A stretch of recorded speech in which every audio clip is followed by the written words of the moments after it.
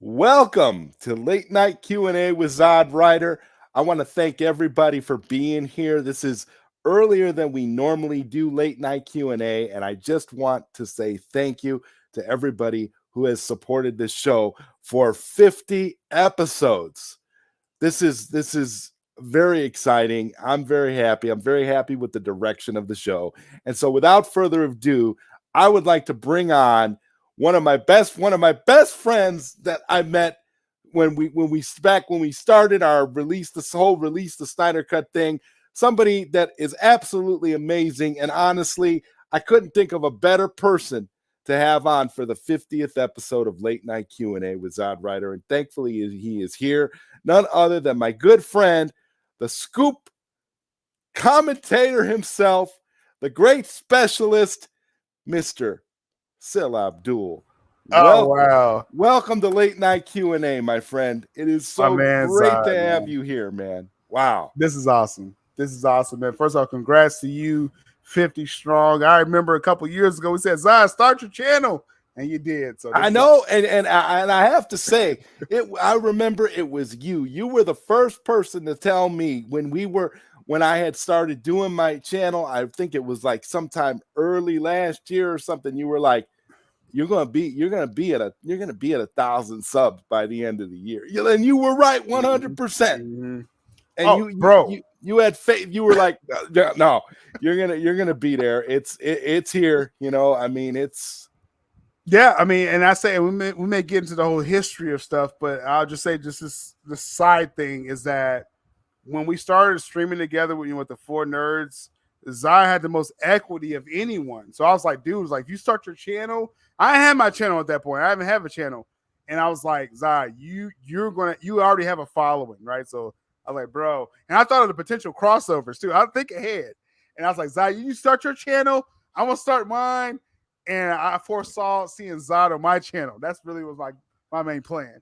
And that's been happening a lot. I mean, we've collaborated a lot, and we're going to continue to do so. And that's what good friends do. It's like, because you and I, we instantly clicked. This is what a lot of people don't realize. You and I, we've always pretty much been on the same page when it comes to things. And the only time we ever kind of were at odds, and I wouldn't even say we were at odds. It was simply because I was confused at the time. I didn't know what you were doing. I wasn't sure. That, right? And we could get into that a little bit. Yeah. I honestly feel like, this is the kind of situation. Like that. Right. We never had to either. We never had. Right.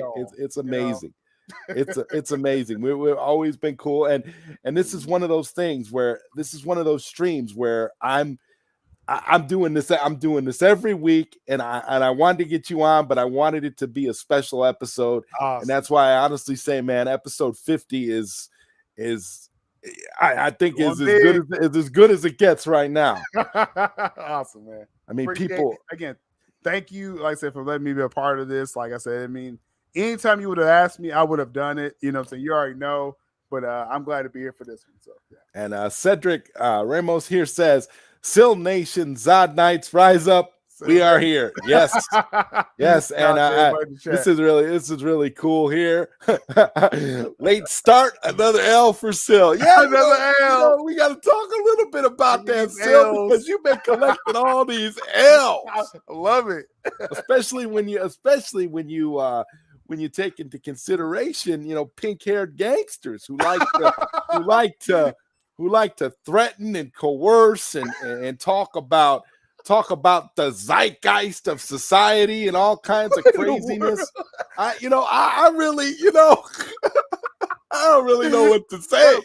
I don't know how you take L's when our platforms are growing. Well, me and Mikey, it's growing. So I don't know how that's an L, but okay.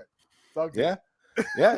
You could tell the truth. You could be as honest and as forthright as possible, and you're still somehow taking L's. I don't know. Someone's gonna have a problem, and I've learned that pretty quick. That not everybody's gonna love what you're doing. So it's like I accept it. Yeah. I mean, it's fine. It's fine. We got baby girl here. How's it going? Saying hey, Zod and Syl.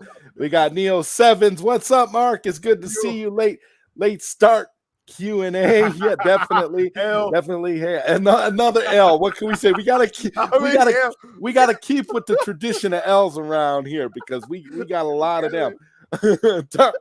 Darkness, what's up? We got TJ here. Yo, I'm here. Hey man, the party started. TJ's Hey, the crew's here. Everybody's here. The whole Syl Abdul repping. I'm telling you, repping the ink. I tell you, I rep the ink wherever I go. Anybody says anything out of turn about Syl Abdul Inc. and I'm on a stream, they're gonna hear some stuff. I don't play that. See, people, I can't catch everybody, right? I can't catch you and Skywalker. Y'all really been key. And Krypton Core, y'all been catching these people live, so I appreciate that. Yeah. We even got Andrew Casale, our own community Spider-Man here. What's up? What's up, Andrew? Good to see you. And Integrity 101 is saying, guess what's inevitable? I think we can guess. Integrity. And we got Leroy Kong here saying hello, Zod, hello, Syl. I tried reaching out to Belle Reeve, but she doesn't respond. Say hello to her for me. I don't know that kind of thing. I don't know what to tell you about that. You know, he kind of that's a personal thing at this point between y'all. You got to talk. You got to reach out to her on your own. I don't talk to Belle every day like that. Yeah, not every day. Yeah, no, I'm cool. I will admit, I'm cool with Belle. Talk to Belle off and on. Belle's cool, but let's see. We got Free on the house. All right, TJ. Thank you, sir. And Synopsis, 2 stars. Unite for a great convo and an epic crossover. Zag. Z versus S. Dawn of Justice coming to a theater. Well, there you go. That's cool. Love that comment. That's what the people want, right? We might have to. That's money. We're trying to do this. We're trying to collaborate more often. It's always about finding the right schedule. And what's going on, everybody? And we got a $5 super chat here from Neil Sevens. Thank you, Neil Sevens. Syl Abdul and ZodWriter, 2 incredible content creators. Snyder Bros. Hey, Snyder Bros. I love it, man. That's the way to be. I love this. This is magic. Thank you so much for that. This is a magical time. I actually think we are living in the best time for content creators. I don't know how you feel about that. But as far as being a content creator in this space, you know, it's like if you found your legs, like, because you had to kind of start during the whole lockdowns. I mean, that's just kind of how I feel. Like, if you didn't start then, it's hard to kind of start now. But if you started, you kind of finding your legs with your content, and that's what Zod has done. That's what I'm doing. You're gonna see more crossovers, man. I promise y'all that. Zod and me, we're gonna do more together. Yeah, absolutely. And we got Lucas Ironside here. What's up? And we got my girl Saggy Melons showing love for Syl and Zod. You know, Saggy, I love you. Now, I will tell this right now to the world, with everybody here, with Syl Abdul here on the panel. I am in love with Saggy Melons. I cannot wait. One of these days, I am gonna meet Saggy Melons. And it's going to be one of those. It's going to be one of those romance movie plots. Because I love me some Saggy Melons. I am like Saggy is. Oh my God! I cannot get enough of you, Saggy. Saggy, you are amazing. Saggy's awesome. And Gabriel, what's up? Hi, Zod and Syl. Okay, Potion Sword Run. What's going on, man? Good to see you here in my chat. You are awesome. You do some great content as well. Oh my God. I mean, you talk about a funny satirical YouTuber. You look no further than Potion right here, man. I mean, I laugh so hard every time I watch any video that this man puts out. He is genius. Awesome. Genius. And we've got Leroy Kong saying hello to people in the chat. And we got the chat. Let's see. Chad, the SnyderVerse says, Zod, why did you kill Baby Soups? Oh, wait, wrong Zod. Sorry. You heard that story, right? Yeah, I heard that story. And I was saying, I think I said it in your chat today. Why would Michael Shannon come back for some stupid plot line like that? That doesn't even make any sense. I have no hope for this Flash movie. I hope you realize that. I have no hope for it. I feel like it's bourbon, it's bourbon all the way. And Dude. and the best to me, and I know this is controversial, but for me, the best thing that could happen is for this movie to get shelved altogether. I don't, to be honest, especially with all this Ezra Miller craziness going on and stuff nowadays, Ezra can't keep it together. Ezra getting into fights with people at karaoke bars. It's like, Ezra, you don't know how to act in public. You can't keep it together. I mean, come on, dude. Insane. For real. I'm like, the more I hear about this Flash film side, and I did an article just today with Gigasti talk about the Flash film of, the whole multiverse. Like, it sounds like a train wreck. Okay, this film, and the more I find out about this Flash film, the more I'm saying, don't put this out. Right? That's what. Right. So there have been entire movies. I don't think people realize there have been entire movies that have been shot and pretty much completed that have been shelved. It would not be the first time that a movie like this, if it doesn't happen, it's not. What I've heard, you're not missing much if this film never comes out. I'm just saying. Gotta say hello. Scene is the biggest thing of it. Yeah, well, yeah, and if they're counting on a post-credit scene with Batfleck or Cyborg to save the movie, then I think that it would probably be better off just to not do it, not to bother at this point. Because really, when you think about it, if they're going to restore the SnyderVerse, they don't need this Flash movie. No, really, it's counteractive. It's totally counteractive to the SnyderVerse. This Flash film it was a vehicle to erase it first off, right? But then the Muschietti saw the Snyder Cut. This is well documented. They saw the Snyder Cut, and then Barbara went on record and said, "Oh, things kind of have changed with the film," and it wrote in this whole Batfleck, comes in the post credit. The screener happened 2 days ago, and that's confirmed. Snyderverse is a separate universe after this Flash film. But it's so messy. Like, this film is so messy. Oh my goodness. You're gonna hear a lot about it going forward. It just doesn't sound like, and so funny with as far back as they pushed it. It seems like it would be a movie that they could, if they wanted to, they could actually go in and actually save the movie. There's enough time. I mean, when you think about it, Whedon had less time with Justice League, didn't he? Didn't he have less time to tinker with? He redid that film, right? He redid the whole movie. It comes down to, like, with this new regime, do they want to spend money on this though? Right? It's like, that's the thing. It's like, that's what I'm saying. I could see Zaslav looking at it and just being like, guys, it's not. It doesn't do anything for us. It's not moving the needle. Let's just push it aside. It's gonna be like New Gods, and Muschietti will come out, put out a statement, a similar statement to what Ben Affleck said when they asked him about the Batman movie, where he was just like, I couldn't get the script. Couldn't crack it. Muschietti, and it's okay. They'll give Muschietti a nice severance package. He'll walk away. He'll be fine. Just again, more details are going to start coming out with this film. But all I'm saying is that you're not missing. If you don't see this film, you're not missing nothing. Everything I've heard, I'm like, bro, I don't gotta see this right now. Like, this ain't even like, I don't even care at this point. I don't even. I'm just like, hey, listen. Yeah, it sounds, honestly, it sounds to me like it's just another Justice League style mistake. That's what it sounds like overall. And people are. I mean, seriously, they have General Zod going back and killing babies. I think you really need, and you got babies raided from the sky. Is that some kind of symbolism? I would have not been able, because like me and Mike, we pride ourselves on a confirmation specialist, right? No one's ever debunked it yet. I think that's true. I think Kal-El's going to die as a baby in this Flash film. Yeah, and I'm like, what? Yeah, there's your Henry Cavill. There's your Henry Cavill cameo. They actually got digital.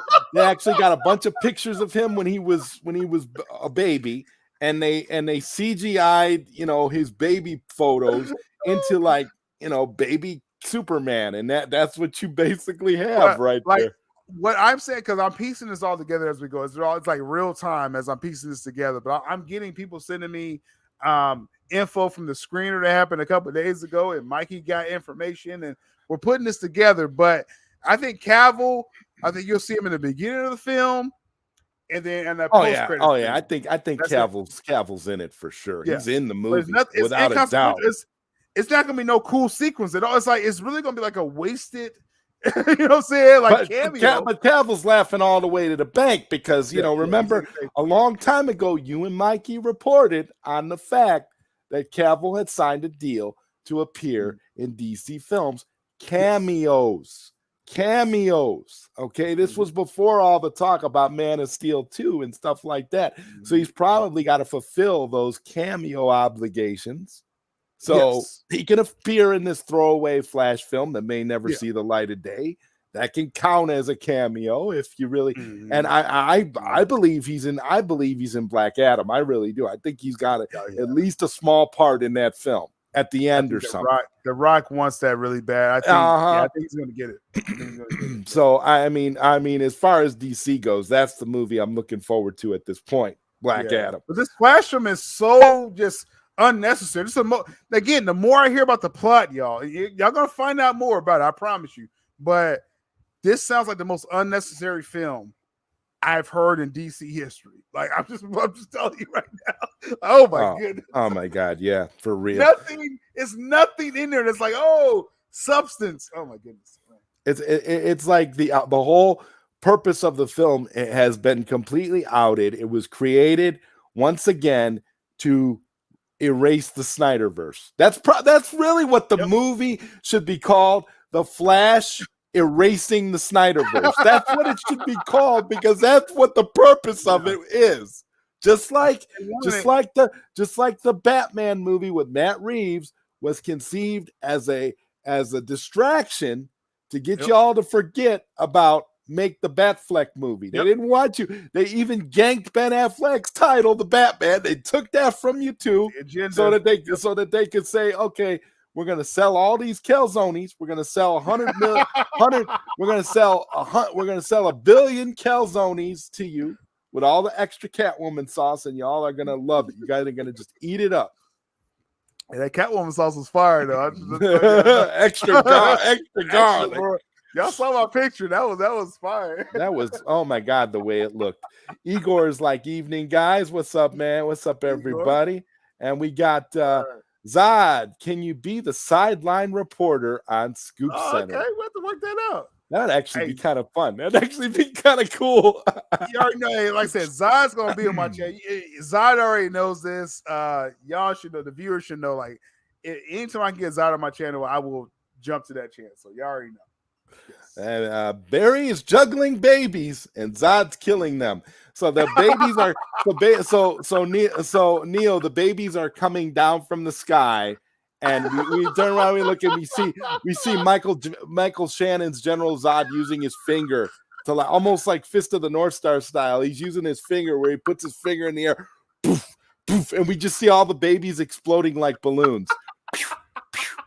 Why not, right? One after the other. I mean, and then the poor actor Michael Shannon will never be able to get work anymore because he'll be known as a baby. He'll be known as a baby killer in Hollywood. Terrible. And it's like, and it wasn't baby Hitler, right? So like that's what's even crazier about that. But it's like, I wish this was a story I could debunk. I wish I could say best line. There you go. You're a monster, Zod. There you go. In the new timeline, because I want to make it very clear to people, like at the end of this Flash film, according to the screeners, according to what Mikey's been saying, obviously before then, SnyderVerse is a separate universe, right? Mm-hmm. But then whatever spin out of this Flash BS is another separate universe. That separate Flash universe is where Kal-El doesn't make it. But Cavill is still in the SnyderVerse, so that's still intact. It still makes no sense. So yeah. So this is the thing. If they're going to take two universes and they're going to make it be two universes, really having the SnyderVerse and basically having the JusticeVerse. Okay, you could honestly say that the Flash movie is going to skirt between the JusticeVerse and the SnyderVerse, but is ultimately going to take place mainly in the Justice verse, Yes. because we see that we're going to be that this Sasha Kaye, we might as well start calling her new Superman at this point, because that's essentially her role. She is In that world. supplanting Henry Cavill in that world, because this way you don't have to look at Henry Cavill's messed up face.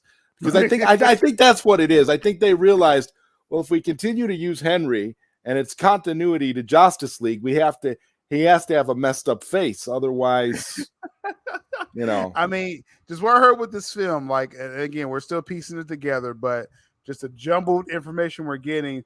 The SnyderVerse, I mean, does the film start off in the SnyderVerse? That's a main question I get all the time.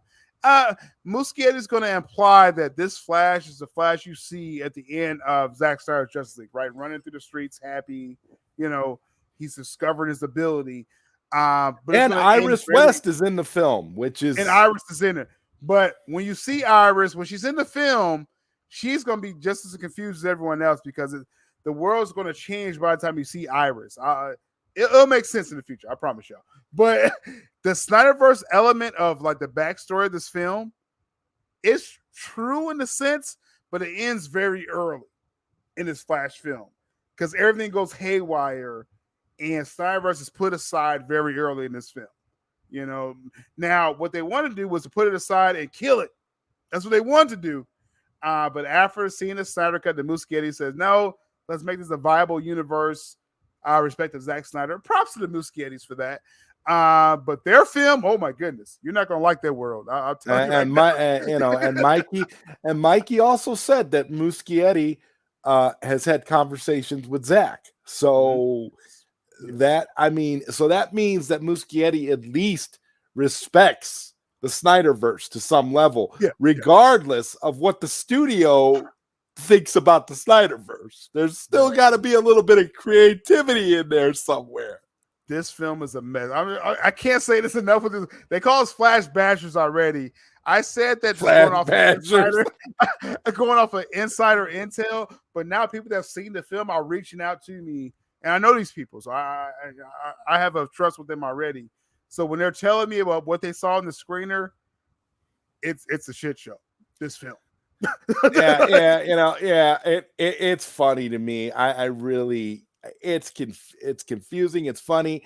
And have any of the people that you've spoke with who've seen the screener confirmed that Michael Keaton is actually playing Thomas Wayne instead of Bruce Wayne? So what I'm led to believe, this screening was a limited part of the film.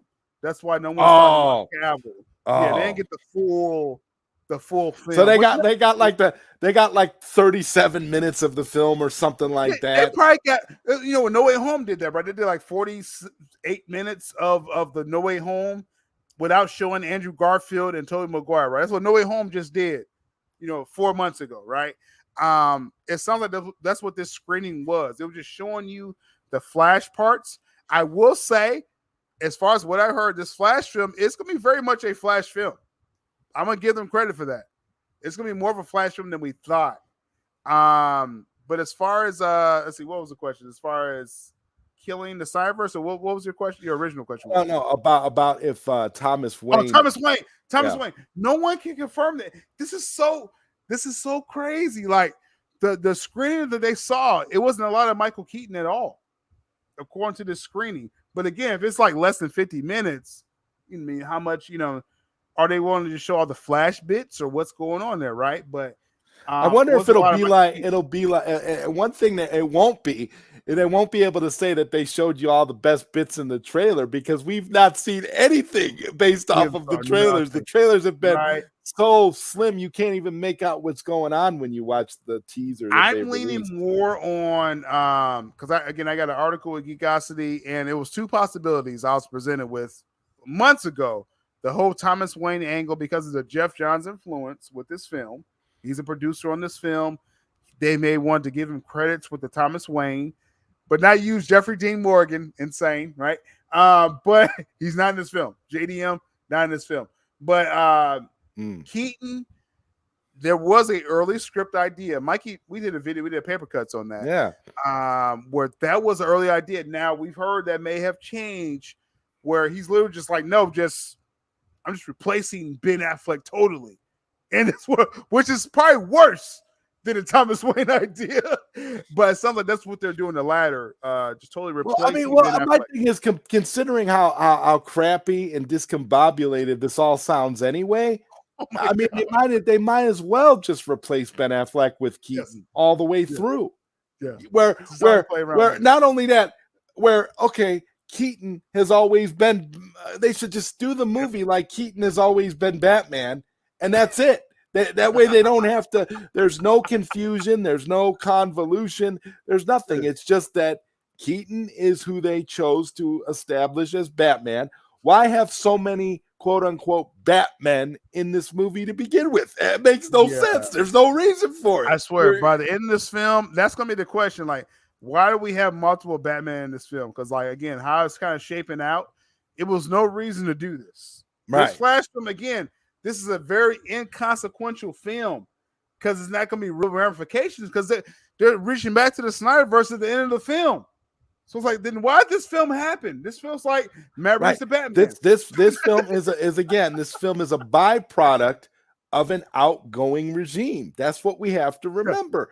This is the last gasp of an outgoing regime that'll be long gone by the time this movie hits theaters. So in a sense, it makes this whole movie completely moot and completely unnecessary. I mean, the only thing it's going to get is the Batgirl HBO Max film, which, I mean, people are going to kind of dump on when it comes apparently out. That sounds like that's having problems too, from what I'm hearing. Yeah. So that's a whole nother, like, shit show there. And so it's like with this Flash film, it's not connecting to James Gunn, not connecting to Black Adam, J.J. Abrams. So why is it here? Why is this Flash film here at all? Ridiculous. It's inconsequential. Yeah, it's ridiculous. It's Walter Hamada's final joke on us all. Integrity 101 says every anti-Snyder narrative is nonsense. We have Leroy Kong here who says WB are saying a big FU to us fans, as always. We've got Ezra is making directors and WB look bad. Well, WB does a great job of making themselves look bad. So no actor getting upset at somebody in a karaoke bar is going to do any more damage than what WB does themselves. Baby girl says they need to recast Ezra, let him get the help he needs. I don't even think it's a matter of recasting him. I think it's just shelve the Flash. Here's what they should do. Shelve the Flash movie. It's not happening. It's not coming out. That way, you don't need to bring Ezra back for reshoots. You don't need to bring anybody in for reshoots. You don't need to do any of that. Forget that movie. Don't do it. All right. And if they restore the SnyderVerse, Ezra has plenty of time because they still got to release the air cut before they do anything else. So the air cut's already done. So they put the air cut out. And then by the time Zach finishes up with his Netflix obligations and comes back in a couple of years to do all this SnyderVerse stuff, by then, Zach could be like, hey, yo, Ezra, we need you to get your act together and come back for these movies. I mean, it all makes sense. Get rid of this Flash movie. So when Grace Randolph did her report talking about the whole reason the Flash movie was pushed was because of Ezra's problems, I called BS. Because I think that regardless of Ezra's problems, if they were confident in this Flash movie, they wouldn't need to do anything else. It came out this year. It would have came out this year. Yeah. This film is. I mean, this film would have been ready to go this fall, which is it was aiming for. I think it was October, November, whatever it was before. It would have been ready, VFX shots, everything. This film needs retooling. So again, this limited screening that was reported on, I don't see like how that's going to like be a prime like blockbuster film. They better have a lot more than the other 45 minutes of this film. That's going to make this a good film because what I've heard from this first 45 minutes sounds terrible. Oh, it does. It does. Yes. It sounds deliriously stupid. It really does. And Yes. here's a good point right off for the studio. I agree. I think it would be perfect. Like, okay, we'll write it Just off. walk away from it.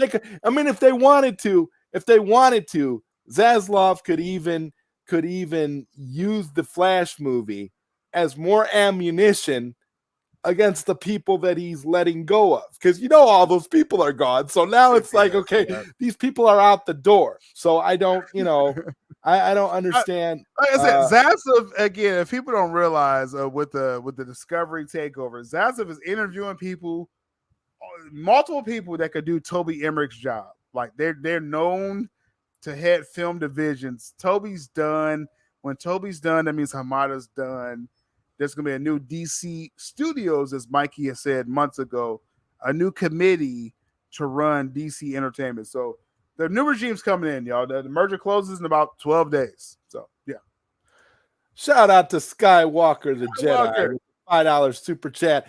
And I'll make this announcement now, since Skywalker was such a gentleman and he super chatted. Thank you so much, Skywalker the Jedi. I'm going to make an announcement that next Wednesday night on Late Night Q&A, Skywalker the Jedi is going to I'm going to be watching that. So that's going to be a good one. That's going to be fire. Yes. Because chat for that. Skywalker always keeps it 100. Yeah. We know that. And we don't need some of the realest people. That's what I'm saying. When you talk about the ink chat, about somebody, you talk about yeah. somebody real, it really is the shout out to Skywalker. Like I said, when I did the clapback season, it was like a month-long, short-lived series. It lives in infamy. Series. Can you talk a little bit about? Can you tell the people? Talk a little bit about, the politics behind Clapback Saturday. Can you talk a little bit about how not only was it something, and I know because you and I had talked about this, and I know that you were you did not really want to stop doing Clapback. I know this for a fact because I could tell how much you enjoyed doing it, how much we all enjoyed doing it. But again, there are optics involved. And if you elaborate a little bit on the politics. Yeah, no, definitely. Because I know I reached out to Uzod and we had like a little Clapback chat with everyone that we did with Clapback. That's you, Abu Nas, Skywalker, Trey from the Bat Channel, Tim Tap. People that's been holding it down, right? Even Strong Arm Flicks. I had a lot of plans, right? Zod, I reached out to you. Like, I had a plan for Clapback for like the whole year, right? Yeah. And I will say, just with what our platform has been doing, and we kind of got some discovery people involved. They made a suggestion, so I'll kind of make this very clear. No one forced me to stop it. But I kind of saw the optics side. It's like what you said. It's like, because I try to foresee stuff like before it happens. And I'm going to be honest with you, you're very good at doing that. So I just want to give you your credit on that 100%. Yeah. You are good at seeing ahead, and that's how you have to be. You have to be two steps ahead of things in order to keep things going in a certain direction. Yeah, exactly. And so when Clapback really kind of hit his peak, because I had a whole intro with Abu Nas. So you got Abu Nas here in the chat right now. Like, even me and Abu Nas had a phone call conversation about Clapback, right? So Abu already know, like, we had big plans for what's going to be a Clapback season. But when I kind of saw just certain feedback that I was kind of tied to where I want to take my platform, I said, you know what? Let me use this prime spot for like Scoop Center, for Mikey, because that's kind of the thrust of the channel. And I'm going to get my buddies. There's still plans to get all of y'all on the channel in a different vehicle, right? So that was my call. Like you said, Zai, you know me, Zai. Like, I didn't really want to do it. I knew. I had to read the room because we had a big one planned for what was supposed to be the final. And when we deaded that, it was just kind of like, oh my God, this is gonna be crazy, because that one probably would have been one of the most magical clapbacks in history. But I got a $5 super chat here from the president himself, El Presidente, Mr. Abu Nas. Abu, I love you, man. Oh my God, you, Skywalker, Syl. Honestly, and this is what we were talking about. We're gonna definitely collaborate and have a thing. It's well, I don't know if it happens on if it's gonna happen, if it happens on Syl's channel, if it happens on my channel, if it happens on Abu or Skywalker, it doesn't matter. But we got to get something going where we're all together on like a weekly basis, because it's just like it's like magic. You talk about that lightning in a bottle. I mean, he says, Abu here, Mr. President, showing love to my brothers. Wish I was on the panel with you both, but I gotta wait to make.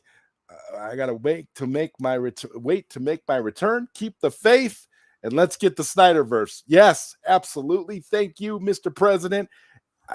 I mean, my God, it's always an honor to share a panel with such great individuals. I've never. This is why I don't ever let anything get me down, because I know we got such a good core group of people that are 100% on, that we can trust 100%. And that's what it's all about. When you find that group of people, when you find those people that you just gel with, and you just know that everything is going to be great, and you know you can count on them no matter what, you don't have to look anywhere else, and you can move forward being confident in all your decisions and all your moves. That's why when Syl canceled ClapBack, we were all a little bit sad, but we all realized what the greater picture is. Yeah, and we didn't see it as an ending. Out to y'all, right? I made sure I reached out to y'all in particular, because that panel, again, there was nothing like ClapBack. Like 2 years of doing my channel, people were screenshotting our panel and like tweeting it out, like, look at this legendary panel. And I was like, man, there's something special there. I know kind of like where my vehicle's going now, but it's got to be a place for y'all guys too, right? So, you know, it's gonna happen, y'all. Just stay tuned. We're gonna get the fellas together. Absolutely, it's gonna happen. And we got Skywalker the Jedi coming in, man. I'm telling you, this is what I was thinking too. Syl, ZodWriter, Skywalker, and the president, for real. I mean, you talk about a level, leveling everything. That's what you're gonna get. That's what you're gonna get. That's the perfect panel right there. 4 people that just genuinely get each other and know what the hell's going on here. ClapBack, #ClapBack season was legendary. We made the point, and now we're moving on to bigger things. Don't be that next contestant, though. I can always go there. Yeah, no, 100%. 100%. But listen, there's no, just because there's no more ClapBack season doesn't mean that there's not ever going to be any more ClapBacks. You see, that's the whole point. Yeah, that's just branding, man. It still can happen, right? Like, it could be a coffee talk, and all of a sudden, I'm just saying. Oh, what's up and what's going on? Y'all are crazy. Here it is. It's another ClapBack. I don't even, I look at it like this. I'm so confident in, anytime Syl, comes up with a new concept or a direction for some kind of new stream, I already know it's going to be good. So when he converted and decided we're gonna take everything that Mikey and I do during the week, and we're gonna do Scoop Center on Saturday, I thought that's genius. I mean, come on, think about it. You're making it, because then not only that, you're making it easier on Mikey too, because you're taking everything and you're making it a one day thing, and you can kind of just put everything on the table, and you don't have to be all over the place, because you do a lot of stuff. You and Mikey do a lot of things. You do a lot of uploads, a lot of content. So that just made the most logical sense. That was the best decision I think you could have made when it came to that. So I think that's great. I think, and considering all angles, right, Zai? Again, right. Like, we may get back to like when I made like my first big decision, right, a couple of years ago, right? But it's like that's how I look. Yeah. Speaking of that first big decision, here we go. We got David here. making a comment here. What's up? Shout out, David. Daniel. OG Excuse Four me. Nerds, right? Daniel, what's up, man? Daniel, I'm sorry. I don't know why I called you David. I had David on the brain for some reason. The OG Four Nerds. Miss y'all on there. Well, what can I say? You know, I look at it like this. I'm like everything in the world is onward and upward. Yeah. I think what happened was I think you when you look at the direction that people take their content, I think it's funny when people think that by making certain changes, it's going to improve their brand and make their brand better. But sometimes, you know, you got to take a step back and you got to look at the bigger picture. There's a reason why Syl and I are such good friends. Yes. You see, because we understood each other from the beginning. And I don't ever, and that's why when I look at that kind of thing, when I look at the four nerds situation, I look at the Four Nerds as that was a stepping stone. Yeah. That was a beginning. That was a starting point. And some of I feel like for me personally, some of my greatest memories streaming were the early days of the Four Nerds with me, Syl, Ryan, and Dawson. Those early episodes that we did were some of the best streaming content you're ever going to get. Because again, we've been talking a lot about this lately. It's like catching lightning in a bottle. You cannot. So in my mind, you cannot replace half of the Four Nerds and expect it to still be the same thing. To expect it to have that same chemistry, to expect it to be good. Because one of the things I've said this a million times, but one of the things I loved about the Four Nerds initially as a concept was it was four very different, very unique personalities. Okay. You have me. I'm a mixed racial individual. You have Syl Abdul, who's a black man. You had Dawson, who is like a really like a young college white kid, and then you had Ryan, who was older comic, wiser kind of dude. So you had and you had definitely unique, but what I'm saying is you had a lot of uniqueness there. Mm-hmm. And I was lighting the bottles on. Oh my god! So you can't. So when we all got together, it was like it was a beautiful thing. If it would have kept going, it could have reached levels of unimaginable popularity. See, because I foresaw this, and so did Syl. But you see, when things change, and you realize that things aren't going to go in a certain direction, and people are going to make their changes and things like that. You know, I'm sure, honestly, because I don't want to speak for those guys, but I'm sure that they're satisfied with where they are. I guess maybe, more power to them, and more power to them. But I feel like I am 100% happy with the direction that you and I have gone. I feel like we've been on fire doing our own thing. No, I know I made the right choice, right? And it's like with Four Nerds, I try to make this very clear. Anytime someone asks me about Four Nerds, and again, those early shows, this was leading up to the Snyder Cut coming out. It was so raw. There's a lot of raw energy on those streams. Like I was kind of finding my voice. I always said like ZodWriter is like the godfather of the Four Nerds, because they took that one stream, it was on Dawson's channel, Zod, right? You remember? And it was me, you, Ryan, and Dawson, and we like nailed that show. I don't know where this chemistry was coming from, but we nailed it. And we had the artist, my goodness, I forget his name, like live like this. Mighty Pegasus. Pegasus, right? He was interviewing him, right? It was us four and him. And I was like, yo, like everybody's kind of jumping in with their quips and like, this is working. This is working. So after that show, it was on Dawson's channel. All of us was in the chat, right? And Zod was the first one who says, yo, It's got to be us four together every week, right? That was Zod's idea to do four nerds. The title came, I think, from Ryan Z. Raffet. He said, "What about four nerds?" Like, Yeah, that was his that's title.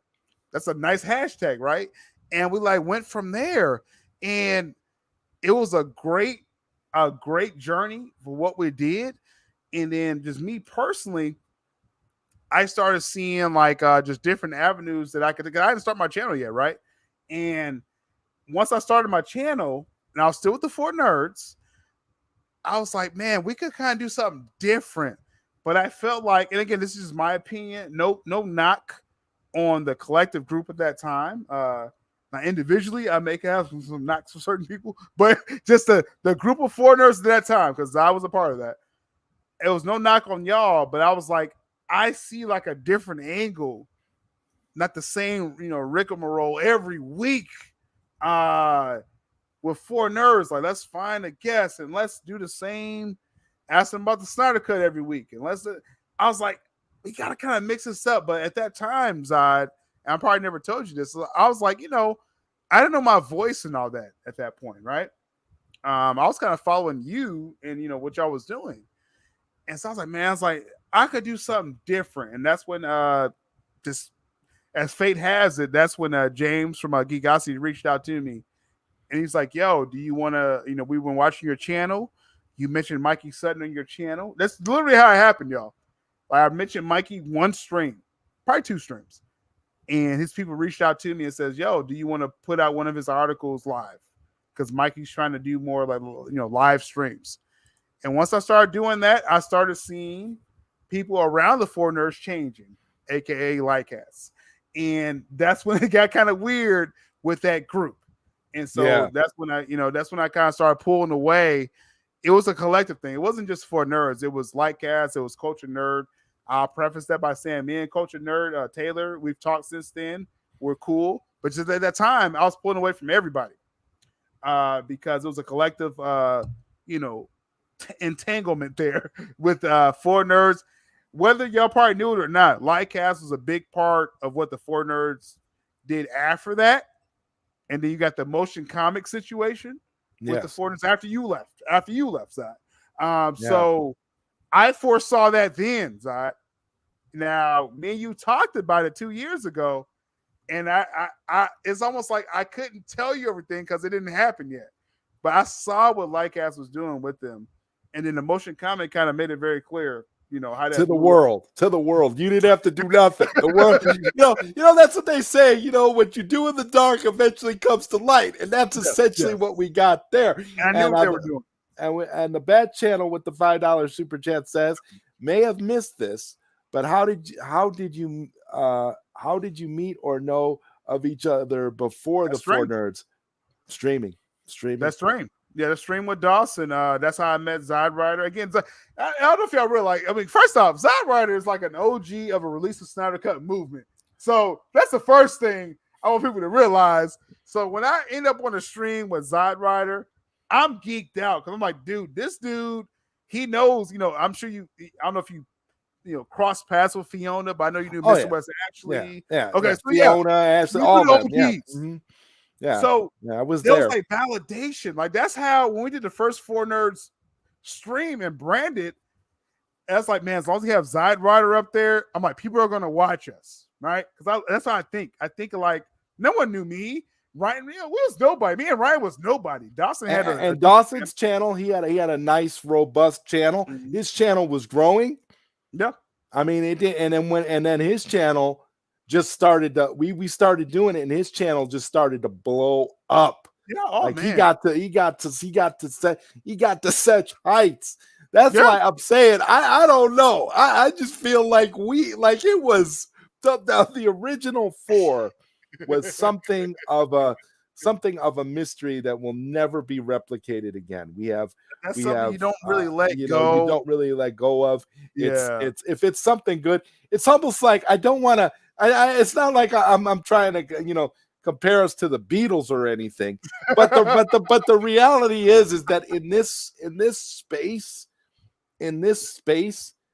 it was taken off, and I honestly feel like if we had kept at it and we could have kept our creative our creative differences in check. I think it could have been something wonderful. And I'm not saying that trying to disrespect them in any way and what they're currently doing. But all I'm saying is that you don't get a second chance to make a first impression. And the reality is here, when what we had there with 4 unique personalities, 4 unique individuals who didn't always agree, by the way.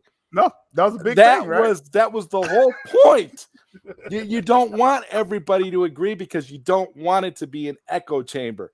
I didn't want it to be that type of show. And I hate to say it, but I feel like the echo chamber mentality has kind of been something that dominates this sphere when it comes to a lot of that. I mean, we had that disagree drop, right? You remember that? It was perfect. Oh my God. It was so organic. It was an organic thing. And I was like, man, that's content. Like when it's like just falls in your lap, like, oh, okay, this works. Right. And then I mean, come on now. Me and Zod streaming every week together. That's like, come on. I wish we could do that now just with scheduling. That's why ClapBack was such a good thing because you was here every week, you know. And ClapBack, you also had a lot of different personalities too. Yep. Which is another thing that see, there's a pattern here, Syl. When we see that you can get different personalities coexisting in an awesome way on a weekly panel, that's great. That's all you need to keep the audience invested, because the audience loves drama and the audience loves when they have a group of people who aren't afraid to tell it like it is. Oh, bro. I mean, that whole the bad take Ryan, right? Again, all this came out like live. Like I literally coined that live because Ryan notoriously has bad takes. Ryan ZodWriter. I mean, I'll just be honest. Like, it sucks that me and him kind of, fell off communicating with each other since then. He's had stuff to say about Geekosity. It is what it is. But my point is that was rarefied air. It didn't matter. To this day, we don't gotta agree, and that's what worked. That's what made it great. That was what made it great, because you and Ryan disagreeing. We really was disagreeing. Cool. You were really disagreeing, but the thing is you respected each other. You respected each other, and to this day, he may not agree with you or Geekosity, but he's not disrespectful towards you in any way. I had him on late night Q&A last week, and he was cool. He didn't have nothing, nothing negative to say. He was all right. So that's why I say I don't really like the goal was to have differing personalities put on a show from week to week, and that's what we were doing, and it was working. And I'll say this, right? I wish I would have caught that stream when Ryan was on here, because I would have jumped in the chat and just kind of threw some words out there. He did have stuff to say about Geekosity, and this is just me saying this. I won't put this on Zod saying this or whatever. But with Ryan ZodWriter, I mean, it does kind of suck that we kind of fell off communication, because even though we disagreed, like I had respect for him the whole time.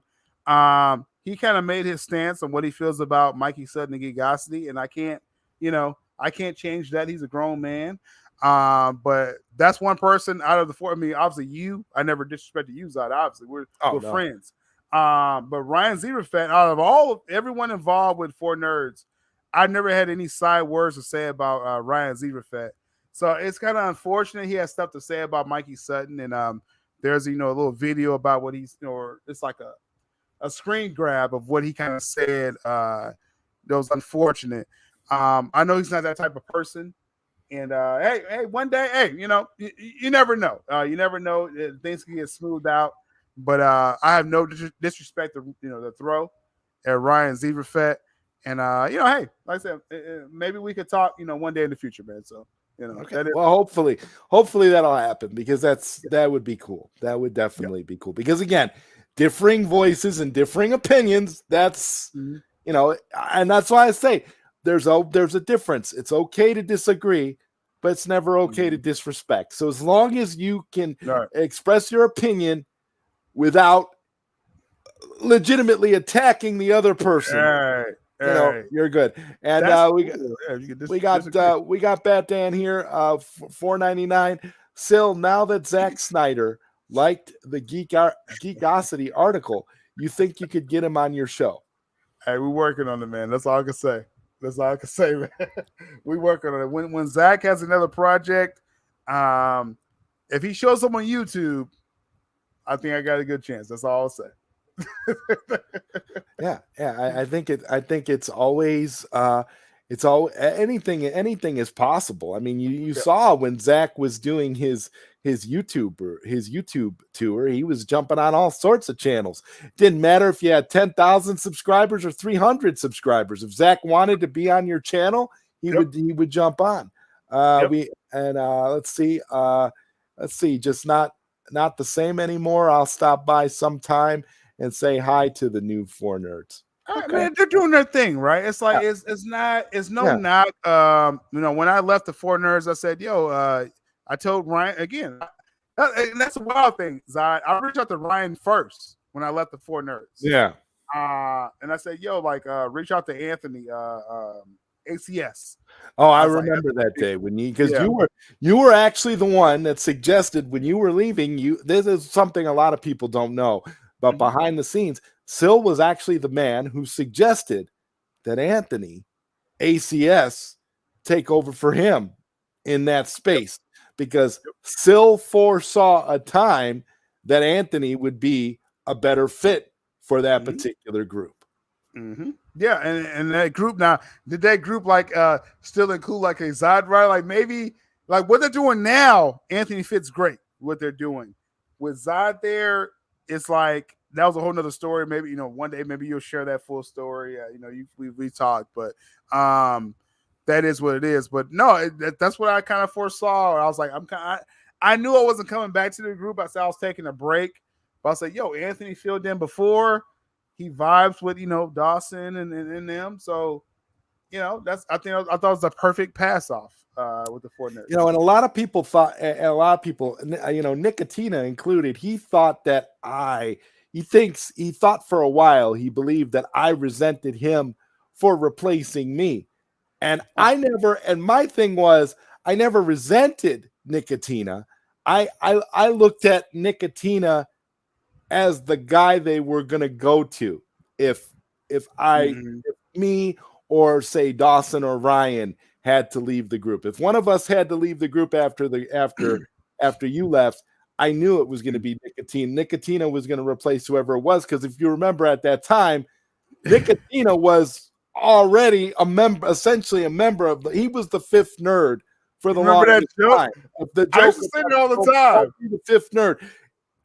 That's the reality of the situation. It shouldn't have been a surprise to anybody when I left that Nicotina would become the replacement, because he was the only guy that I think they could have gotten that would have gelled with them on that level. And now, that's what their unit is. It is Nicotina, ZodWriter, Dawson, and ACS. That's the group. Yeah, they're doing their thing, and I guess that's what they're thriving in their group, and that's cool. And I wish them nothing but the best. That's fine. That's great. It's really no shade, right? I'm just it's like there's no shade in it. But sitting here as like the whole half of the OG four nerds is just kind of funny the way things work out. I just think it's hilarious. I mean, I'll say, okay, so like with Nicotina, I'll kind of speak a few words with this. So with Nicotina, again, that's another person I kind of, when I left the four nerds, I left Lightcast, I left Culture Nerd all at the same time. It was like one fell swoop. And so everyone kind of had the same reaction to me, except Zod. Zod was the only person that actually reached out and said, bro, let's what's going on, right? And me and you did your radio show. Then. You was the only one, Zod, that was like, and actually I couldn't tell. That's how crazy it was. I was like, I couldn't even tell Zod directly that I was leaving the four nerds. Like, that's how crazy that was back then. Like, that is what it is. But we talked. But as far as with, it was a little lost communication with Dawson. Like, to this day, I haven't talked to Dawson like since then, right? ZodWriter, I talked to him a little bit after that, and then that tailed off. Like I said, Anthony, me and him wasn't like really close anyway, so it is what it's like.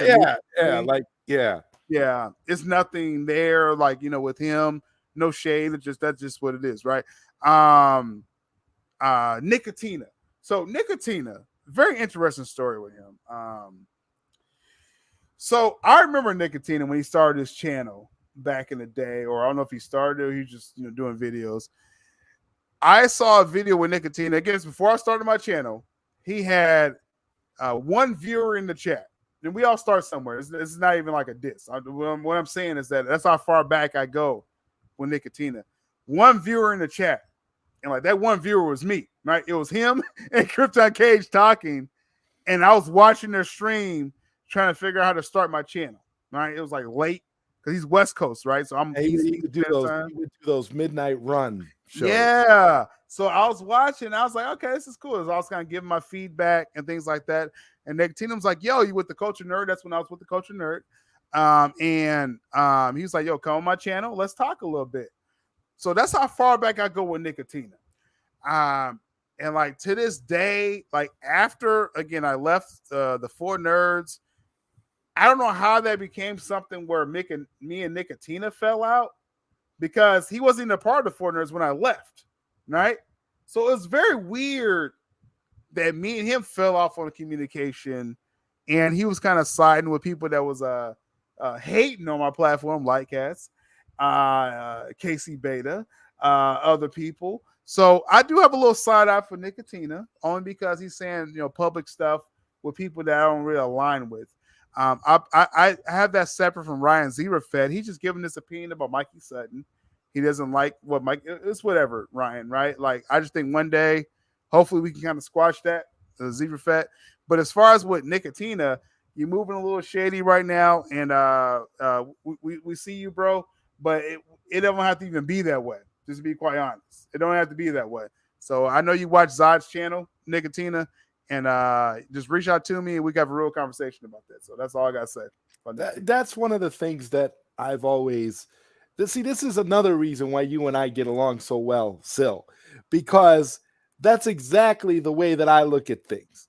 My DMs are always open. So if people have an issue with me, they can always reach out to me and say what they have to say, and we can talk about it behind the scenes. It never has to go public. If you have an issue, especially if it's somebody that you consider to be a friend, or you consider to be that you're on friendly terms with. So there's no real need for. I mean, that's why I say like I feel the same way. And I remember with Nicotina, he felt like I had a grudge against him because he replaced me in Four Nerds.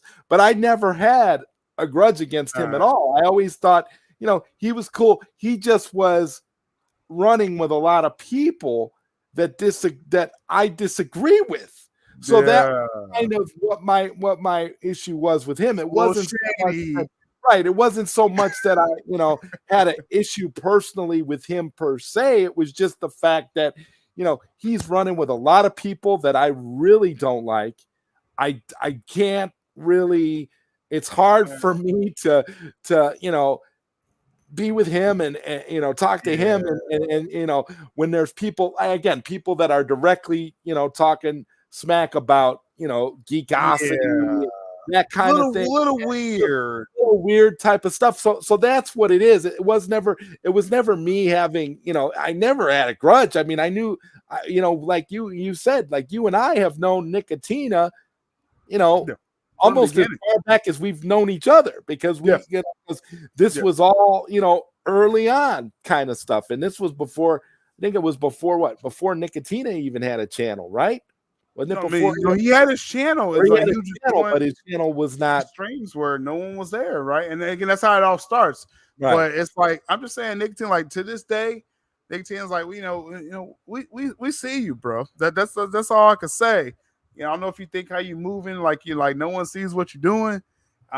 We see you, bro. But if you want to have a real conversation, we can have it. Yeah, it's just, you know, but that's what you got to do. You got to have that real conversation, because, you know, I got flacked by some YouTuber that I don't even know. You know, I've had people come at me that I didn't even know before, and I had this one guy recently come at me over another YouTuber that I wasn't really friends with that I had tried to reach out to and tried to kind of, smooth things over a little bit with this individual. But then this individual turned around and did something that was very distasteful that completely made me, rethink that, and was like, well, no, I'm cool. I don't need to do, I don't need to no longer even attempt to reach out to this person. And this person remains unnamed for a reason, because we don't talk about this individual here.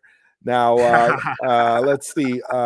We've got Sharon Peters in the chat. Hey, girlfriend. Hey, what's up, Sharon Peters? Sharon Peters. She is awesome. Let me get a refill on that name. Sharon Peters. Yeah, well, everybody loves Sharon. Is Biz Markie your guest tonight? I thought that he passed away a few years ago. No, Syl Abdul is not Biz Markie. Syl Abdul is. I'll take that though. A scoopologist. I'll take that Biz Markie. Yeah. But don't share your Peters. Cedric Ramos says, "I'm loving the stream family." Absolutely. Let's see. We had something up here I wanted to talk about here.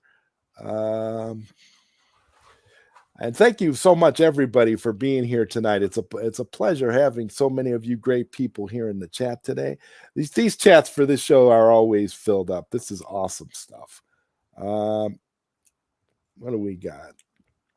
There was something here, Syl. There was a question here for you that I wanted to get to. Neo7 says, men are still good. We fight, we kill, we betray one another, but we can rebuild.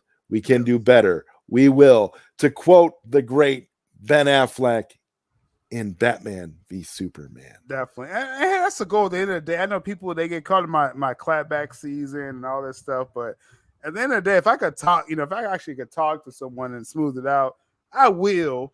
But they gotta be willing too. You can't be taking no shots at me. I didn't think I'm gonna smooth it out. The Purge brought things to light, and then people started revealing their true colors and alliances. Yeah. The Purge was like, and I'll kind of say this now because I try to do it and kind of leave it when I did it, but I mean, that was Culture Nerd, and that was Lightcast. Again, I make it very clear with the Purge, with Culture Nerd. Taylor did reach out to me, after the whole Lightcast motion comic thing, right? Taylor did, and I give him that respect as a man. I can't disrespect someone that does a manly thing. He approached me, and we talked, and we left it there, right? And that is what it is. That's between us, what we talked about, right? But the Purge, that was a fell swoop. That was me leaving Four Nerds. That was me distancing myself from Lightcast, from Culture Nerd. That was everything all in one stream, right? And you left it there. You left it there, and like it just kind of lives on as like infamy at this point. Right. Chad the SnyderVerse has a question for Zod and Syl. When do you think we can expect a hashtag Restore the SnyderVerse announcement this year? What would be the earliest possible announce date? I know everyone's focusing on a date, right? And I get that. I wish I had a date. All I can say is that the merger closes in about 11 days. The 11th, right? April 11th? Yeah, April 11th. So Zazev is a public statement that he has a 100-day plan to reshape his organization. Now, one thing I did hear since then was that May is a targeted month for a lot of exec changes, right, within the new company, Warner Bros. Discovery. So is that when we hear that Toby's done, Hamada, because they're supposed to have a little grace period, right? I think he's giving them like a month to pack their shit up, right? I think that's what's going on with the grace period. Yeah. I think that's what's going on with that. And so, announcement though. So you gotta get the new DC committee in line. Again, that's part of the 100-day plan. We don't know who all these people are yet, though, right? There's still we know that Jim Lee. Yeah, Jim Lee should be some kind of part of this committee. maybe it's a head person over all this committee, but we don't know, right? I did hear, we don't know. I'll just say that we don't know. But 100 days from April kind of brings you to the summer, right? And I'm expecting something by this summer or when they announce the new DC fandom this year. So, but according to Mikey, he's expecting some kind of indication this year. He went out on a limb and said that, which is I'm surprised that Mikey. I try to pull Mikey back, like, Mikey, are you sure? Because like they're gonna hold you to this. He's saying this year we should hear something. So there we go. My Ned, Zod, Saggy. Oh yeah, Saggy all the way. Potion sword. I'm a Saggy. I'm Saggy's guy. I will go to bat for Saggy any day of the week. She has a lot of support too. I love Saggy Melons so much. Yeah. Oh my god, she is she's incredible. Let's see here. Much love to you guys. UK 3:35 a.m. Hey, go to sleep. Oh my God! Wow, I'm so honored that you're here with us this late at night. That's awesome. That's fantastic. You see what I'm talking about? Still? I love the UK. Oh my God, man, they support my channel so much. UK's in the top 5, top 3, all the time. UK, gotta love it. Gotta love it. Gotta love it. Yes. It's so cool. If the SnyderVerse Zach returns, then I think ClapBack Saturday would be 100% necessary because the naysayers, the move on crowd, will act like they were always supporters and try to eat at the table that we eat at. Right. What do you think, Syl? You think? I think I think I can't guarantee a ClapBack, but I will say there's gonna be some words for people who are fronting this past year. I will say that. Yeah, and there was some discussion about me possibly doing ClapBack on my channel, but I kind of look at it like this. ClapBack is a unique scenario, and you're going to have everybody back together in some capacity in the future. So while it may not be ClapBack season, it will be some great people. Like I said, eventually you're going to have Syl, myself, Skywalker, and Abu Nas as a 4-person panel. Eventually, you will have that. I don't know what it'll be, but I know it'll be great. They said the light in the bottles. It has to happen. Yeah, that has to happen. Oh, it's going to be fantastic. And we got Sith Holocron here. Thank you so much today, gentlemen, for the super chats. You guys are amazing. Have you guys read the new Beyond the White Knight book? I recommend it. I have not. No. Right? No. So this book is kind of hot right now. The White Knight book was a really cool comic, like a Black Label comic, right? Where the Joker is kind of becomes sane. So what is Jack Napier does basically when he's sane, and it freaks out Batman because again the Joker takes a pill and he becomes like a normal guy, but he's still like smart, right? And Batman doesn't trust him. Harley kind of falls out with him. Like it's a really cool story. White Knight is a very good book. They did another follow-up of this, Black Label Beyond the White Knight.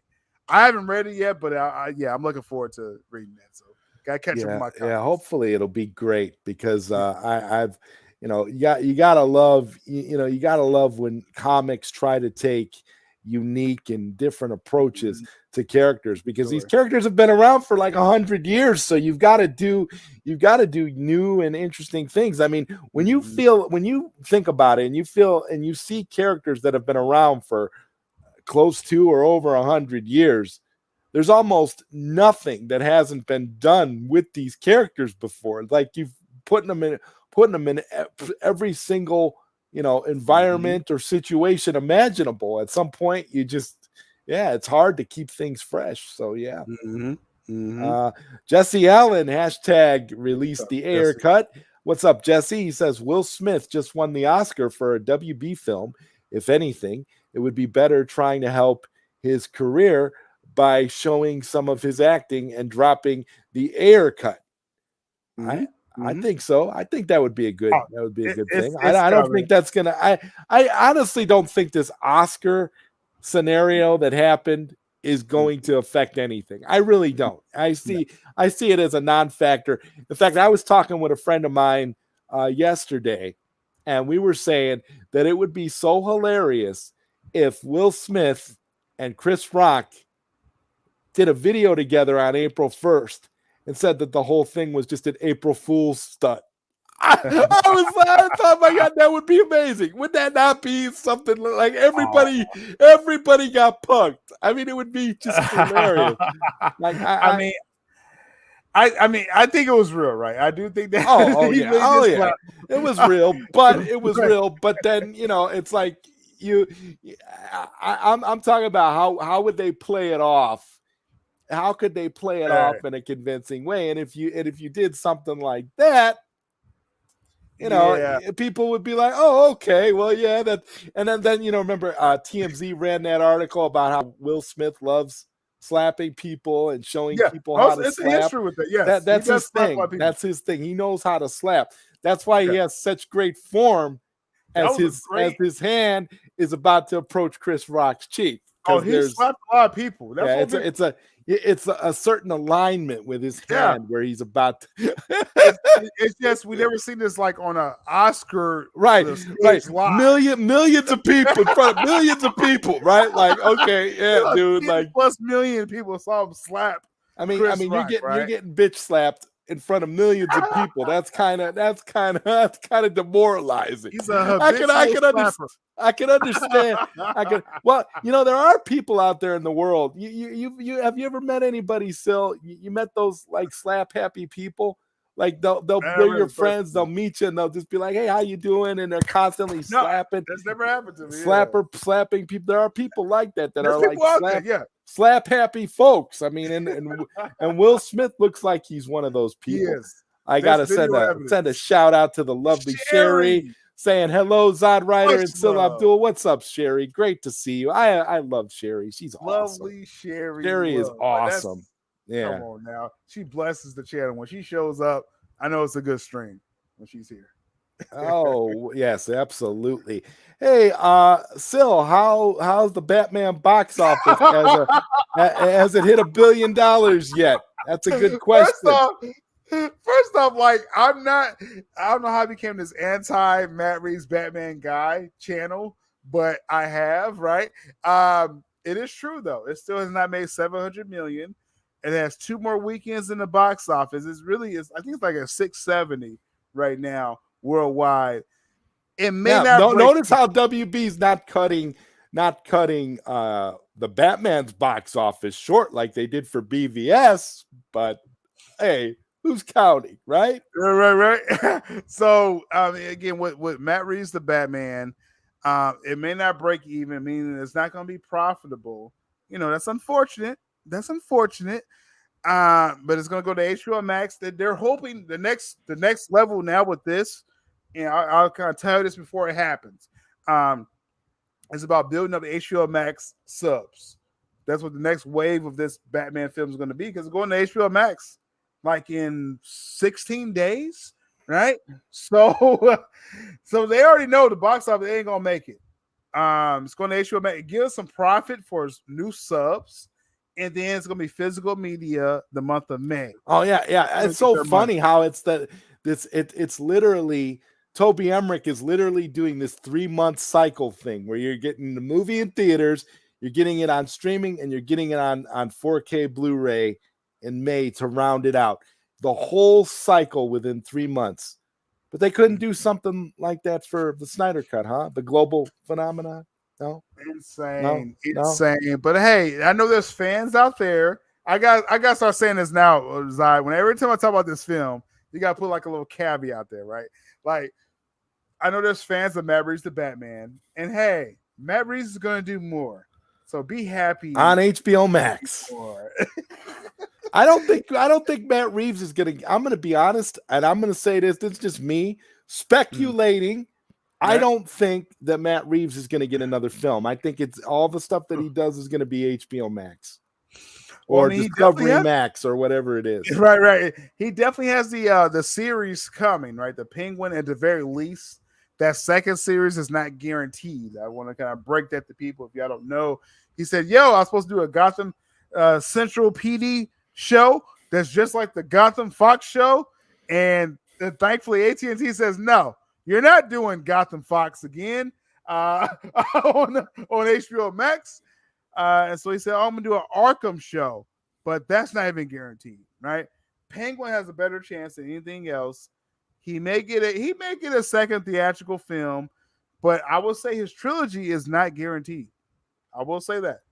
Matt Reeves' trilogy is well, not I mean guaranteed. that makes sense, especially because everything's been so discombobulated, and like we said, Zaslav wants a connected universe. You've been saying that now for how many years? You and Mike, you've been saying this like a whole year, whole year. It's all lining up. Man, I'm sorry, Zach, because even like the people that hates us, they're admitting that there's a crisis event coming in at least 5 years. They're wrong. They're wrong about what the crisis is going to entail. Yeah, they don't even but know they're not on the Mikey level. But they're talking about it now. It's just like with Grace. It's just like with Grace Randolph. She's a year behind on everything. So it's hilarious. I saw this loser beta talking about some crisis event. I'm like, bro, you've been watching my channel. You know, like you literally been watching my channel.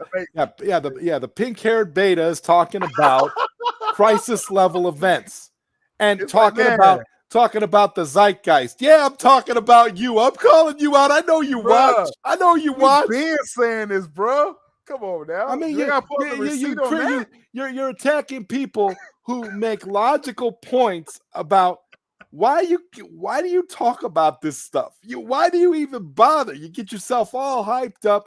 You keep telling people to move on from the SnyderVerse, but the people that tell us to move on are the ones that won't move on. They talk about it more than we do. So and he's like, oh, it's in the zeitgeist. I have to talk about it. It's what people want me to talk about. So you admit that you do it for clicks, you do it for views, you do it because it keeps you relevant. You're using Zack Snyder to keep your relevance. Okay, good job, Casey. Good job. Pink hair gangster. Just to be pink gravy. No one wants to hear you talk, actually. I just want to make. I think your crew should start realizing this around you. I just say it like that. Yeah, pink gravy. No one cares what you have to say, bro. But when you do say it, you're literally repeating what me and Mikey said this past year. So it's like, bro, when you say the word crisis, we got you, right? You don't even say the word no more because we own that word now. Right. It's trademarked. It's trademarked by Syl Abdul Inc. That's my word. Okay, crisis. Scoop Center. Take it and enjoy it because everybody said crisis. I want like a nickel anytime y'all say it. That's right. They should for real. Man of Steel adjusted in 2022 dollars made $813 million. The Batman Who Walks still not there yet, but Battinson fans will ignore facts. Well, yeah, facts don't apply when you're trying to shoot down the SnyderVerse. It's crazy. Like like Zai, we do streams every week. Like me and Mikey, it's documented. You got people clipping half of conversations, the Scooby Kids and all this stuff, clipping stuff. Mikey said from the beginning, Man of Steel numbers, inflation, right? Man of Steel numbers, inflation. Now, okay, 2013, Man of Steel made 660, right? Box office. Inflated is 813 million, like the previous comment said. Yes. Matt Reeves, the Batman, may not cross 800 million. It's fighting to get to 700 million right now. It's scratching and clawing like to get there. Hey, that is what it is, right? I mean, that's facts. That's not no personal agenda. If this was a $1 billion film, we would have been saying, yo, like Black Adam, when that comes out, what y'all see my channel when Black Adam comes out? Black Adam. You want to talk about that $1 billion coup? I'm just saying, we just put out the facts, y'all. It's not about my personal feeling means nothing. Now, I'll give you my opinion, but if the facts are saying something different, I'll tell you that, right? So. And that's the other thing that a lot of people don't understand about you and Mikey. One of the things I love that you do is you're not afraid to come to your audience to come out and actually say, hey guys, I know you don't want to hear this, but this is what we're hearing. So whether it's good, bad, or downright atrocious, like this Flash movie, you're going to tell us the truth, and you're going to tell us what you're hearing, what Mikey's hearing, and you're going to give it to us straight. And that's what people gravitate to. That's why they come to you, because they know they're getting the straight dope. People don't want to be told all this crazy nonsense and not have any context behind it. So the fact that you'll actually cover stuff that is going to tick off your audience shows how legitimate you are. It shows that you're not doing this for clicks. You're not doing this because you want to deceive your audience. You're doing this because you want to give legitimate information. You want to have a reliable reputation, and you want people to respect you when you come out and talk. When you have the pink-haired warrior, he comes out talking about how he wants to jump you at a convention at a Comic-Con, right? Like, how hilarious would that be, dude? Please. You're doing your thing at a convention because you and Alicia are going to be at a convention. We're going to be at Seattle. You're going to be at the Seattle Comic-Con, right? and if the pink gravy comes up to you and sort of like kind of slithers over to you and just kind of tries to attack you with a bear hug move, you'll be expecting that, because people with the pink hair, they're supposed to be cool, right? They're supposed to be cool about love. Rush me with a hug. Rush me with a hug. Don't. It's gonna be a hug. Yeah, exactly. I'm gonna reject your hug. Yeah.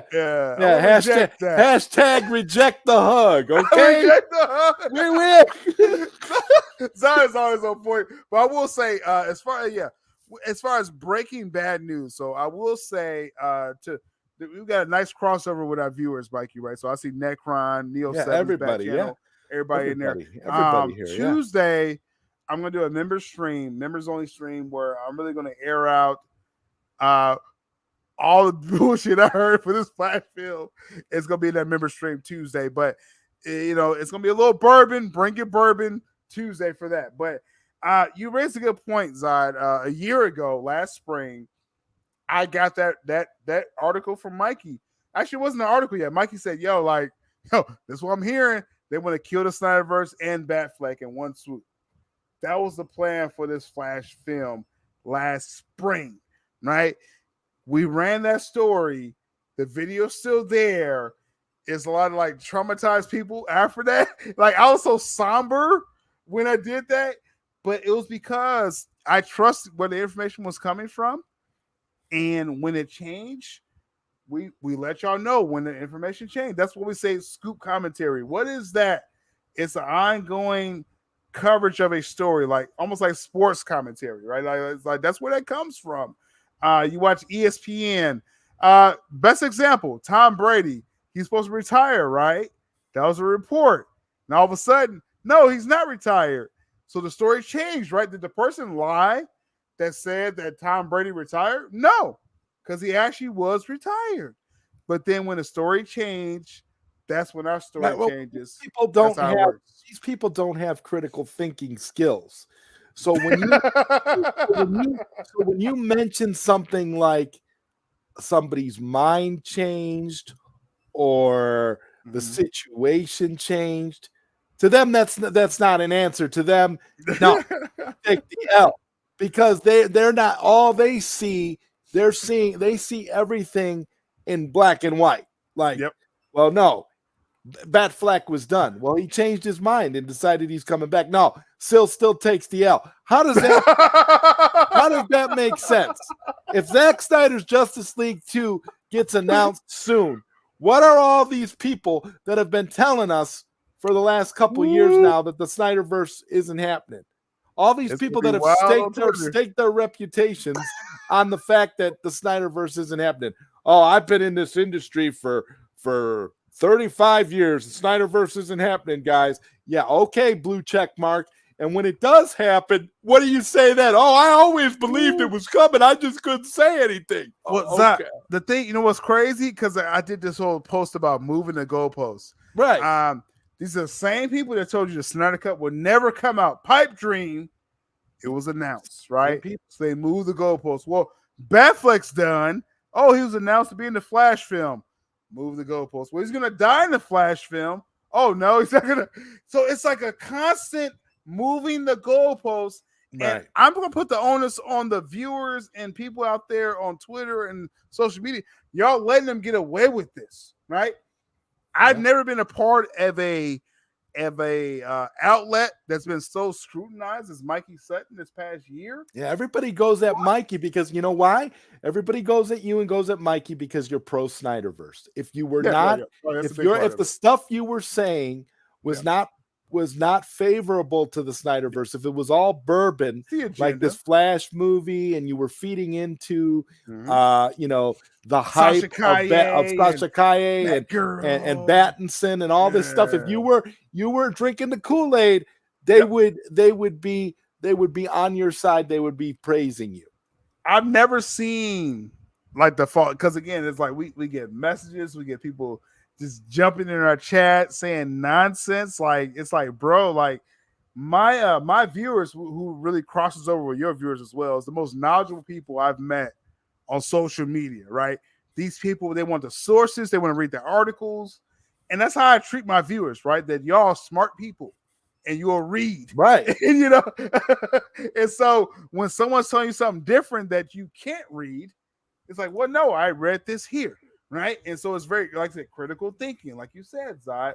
So that same scrutiny, I don't mind it because I know where the sources are coming from, right?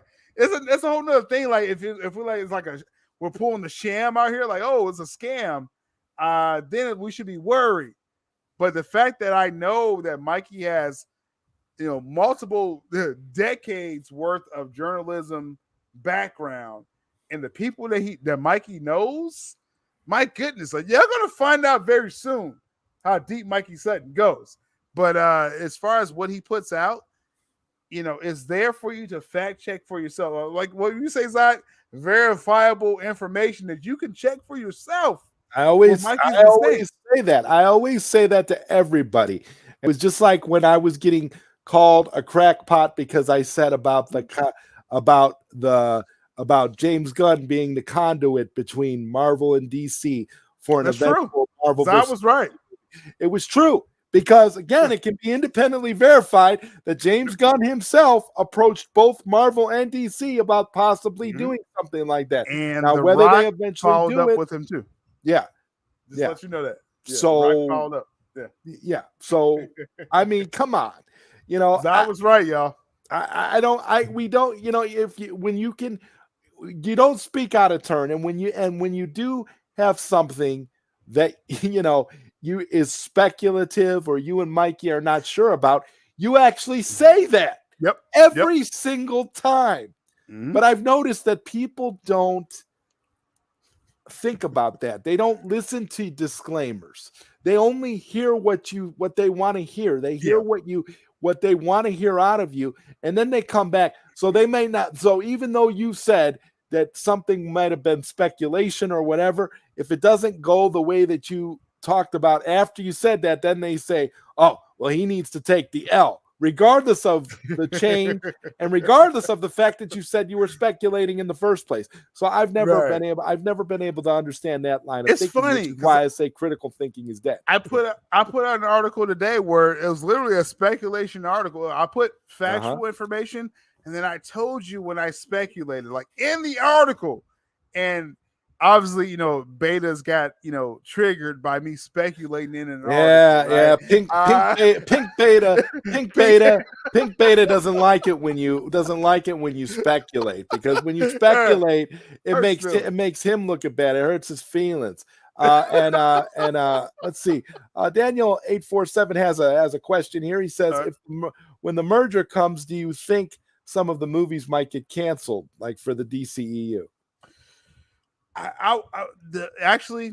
I'll say this, because again, this is speculation, right? Again, this Flash film, the fact it's being pushed back to summer, I do feel it's going to be a retool of that film. Like what they saw on the screener a couple of days ago, if that's the film we get next summer, that's a loss. I think for Zaza, for whoever takes over DC, So I don't think that's going to be canceled. The film that's present right now should be canceled, right? But they really need to retool it, like a la I think someone said Solo earlier. Ron Howard redid Solo. That's well documented with Disney. Yeah, he reshot Star that Wars. film. He reshot that film, but nobody talks about that, do they? He reshot that film. Like, yes, totally different tone, everything, right, for that film. Now, money is an issue. Zaz may be like, yo, like, I don't put no more money into this. Put it on HBO Max. I don't know. I'm just saying. I wouldn't be surprised. They could classify it. They could classify it as Elseworlds and just put it on HBO Max. I mean, you got to do something. Throwing it out there, y'all. Right? I haven't heard that from anyone, but what I've heard about you got to be careful, Syl, because that'll be another L. The betas are going to be hitting them with ClapBack. They're going to be coming up. It's like, I never heard of this being done, HBO Max, but what I'm saying is that this film that I heard about should be on HBO Max. Okay, it should be on Tubi with Toby Emmerich when he goes over there. This ain't it. Now, as far as something that can be canceled, I'm not gonna put all my eggs in the basket for that Wonder Twins project. They are trying to rush into production this summer. I just heard that yesterday. They want that in production as soon as possible. This current regime is thirsty, right? They're like, let's get our points before we get fired, right? We'll see. Wonder Twins may not make it, so we'll throw it out there. And Daniel says, by the way, I love the honest movie review of the Batman from the both of y'all. 100% agreed. Yeah, that was a lot of fun when Syl and I went in on our review for the Batman, because for real. Hey, bro. I think we only said what people was thinking. They didn't know how to say it, like, saying out loud. And the whole Batman that walks, like, that's catching on. Can't get in the club. Like, I think me and you did that review on my channel, and then you did a separate review, and you kind of had the same. That's why me and you worked together, because like you had the same conclusions I had, and it worked out. And that's what people are thinking. Like, bro, this ain't it, man. This film is not it. It was not it. And I honestly, I've been getting a lot of people asking me in DMs about how I feel about Jeffrey Wright tweeting out about the SnyderVerse fandom. And I honestly feel like Jeffrey Wright, he's just an actor. He doesn't know any better. He hasn't been involved that much. That's why I hate when actors jump on the bandwagon, because it's funny. When actors don't know the whole story, they sound as dumb as some of these betas out there.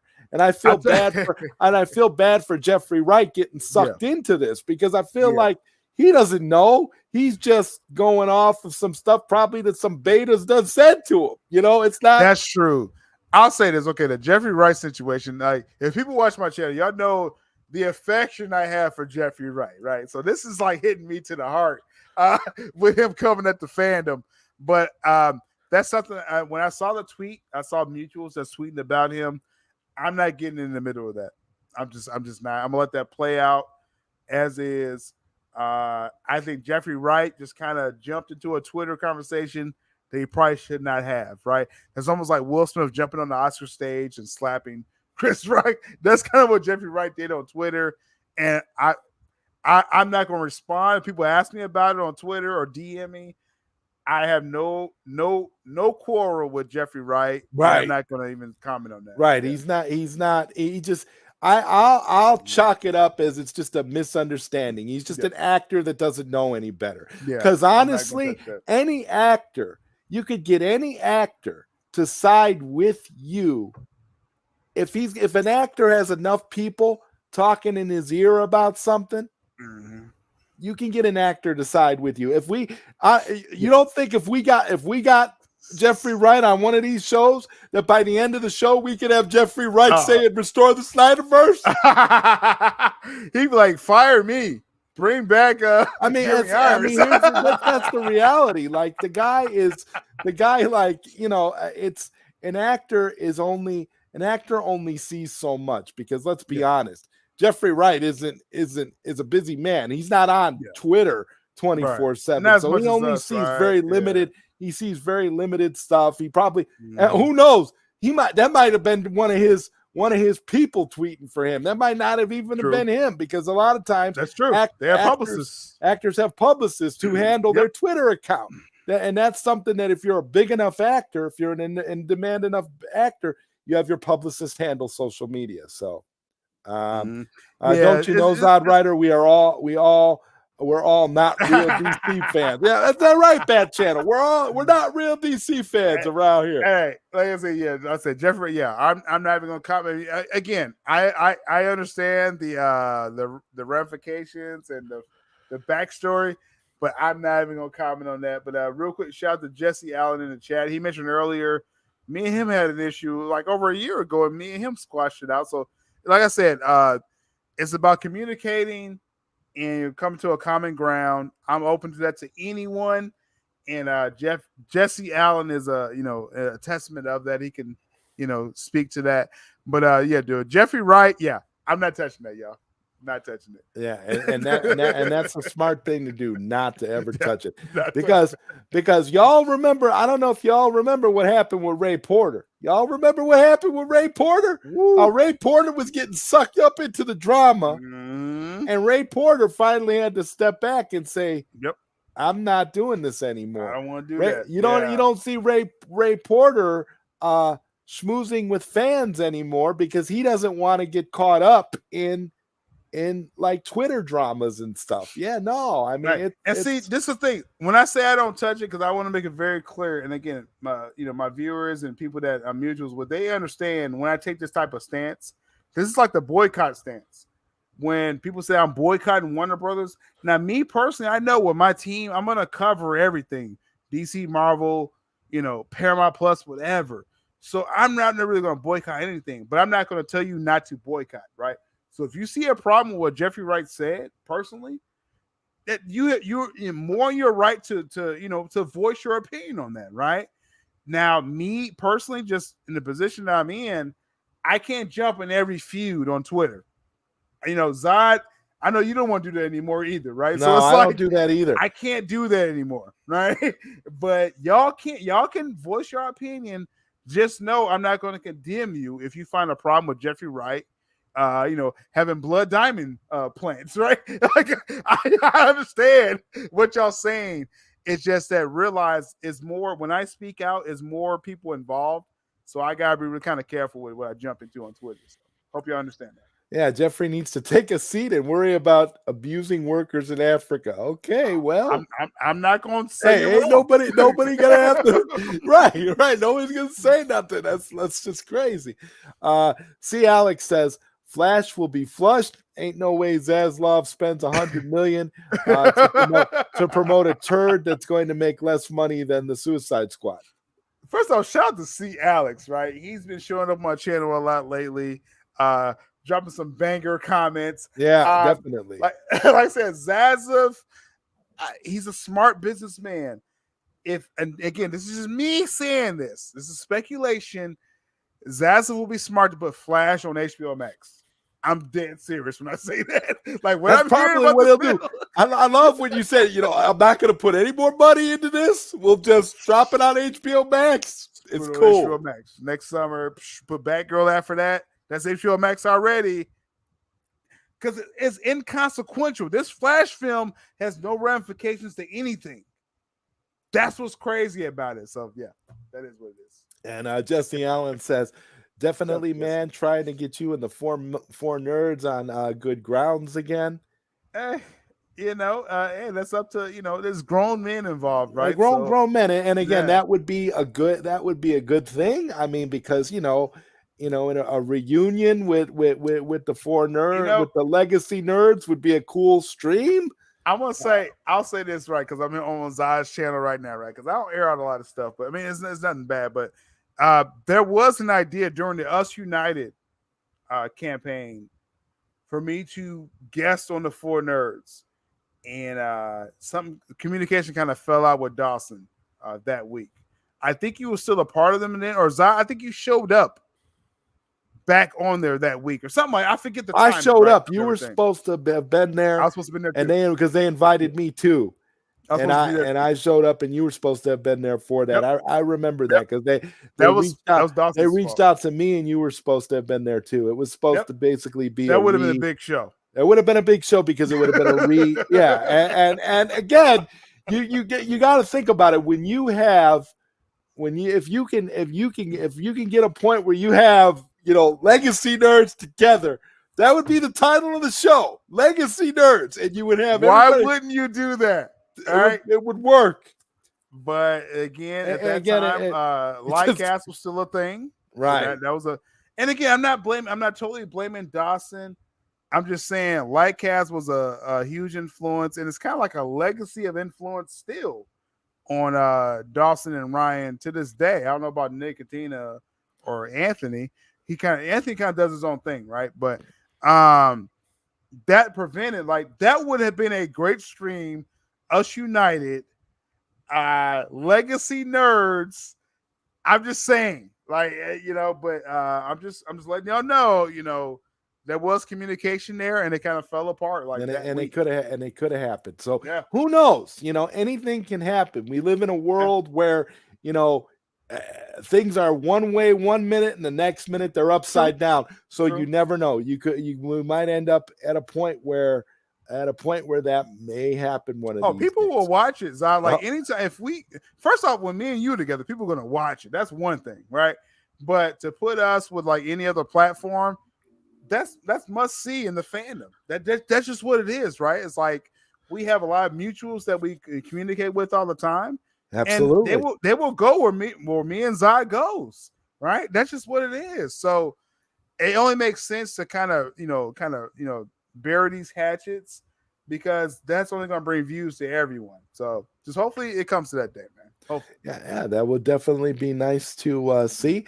And Cedric here says Jeffrey Wright wants to go after Snyder Nation because we have been so scarred and made fun of, mocked, and put in the mud that we don't give a F anymore. You attack us, we blast without thinking. Hey, I'm not condemning you at all, Cedric. Hey, if you feel that way, voice your opinion, right? Exactly. Just voice your opinion. I would never. That's what I mean. Everybody. That's what I'm saying. Everybody has a voice. That's the great thing about the internet. Everybody has a voice. It's like you get critical because this is one of the things that you and I always do. We have this in common as well, where when we have a stream and we have a guest on a stream, we don't censor anything anybody says. Exactly. Whatever your viewpoint is, you have every right. You can come on the stream and you can say what you have to say. I may not agree with you. I may not agree with what you're saying, but you have the right to say it, and I'm going to give you a platform to say it. And that's what a lot of people, I think a lot of people misunderstand about me and you. Because I don't play this guilt by association BS for anybody. I don't do that. If you're cool with somebody that I'm not cool with, I don't have any issues with it. I say it's whatever, because your association with someone else has no bearing whatsoever on my relationship with you, because my relationship with you is solid. I'm going to be your friend till the end of time. That doesn't have anything to do with who you associate with or who you don't. If I like you, I like you, and that's where I leave it. Yeah, and it has nothing. It's you take friendships and relationships on an individual basis. That's what every smart person does. Yeah, you don't group people together and say, "Oh, well, if you're a friend of this person, then you can't be my friend. We're not friends because you're mad at so and so, and whatever." No, that's not how it works. Exactly, and so real friends don't tell real friends who they can be friends with, and that's just exactly. That's how it should be. So that's why when I did that Watchmen stream, Zod, you was there, Peely, Abu Nas, Koj was there. Koj's in the chat right now.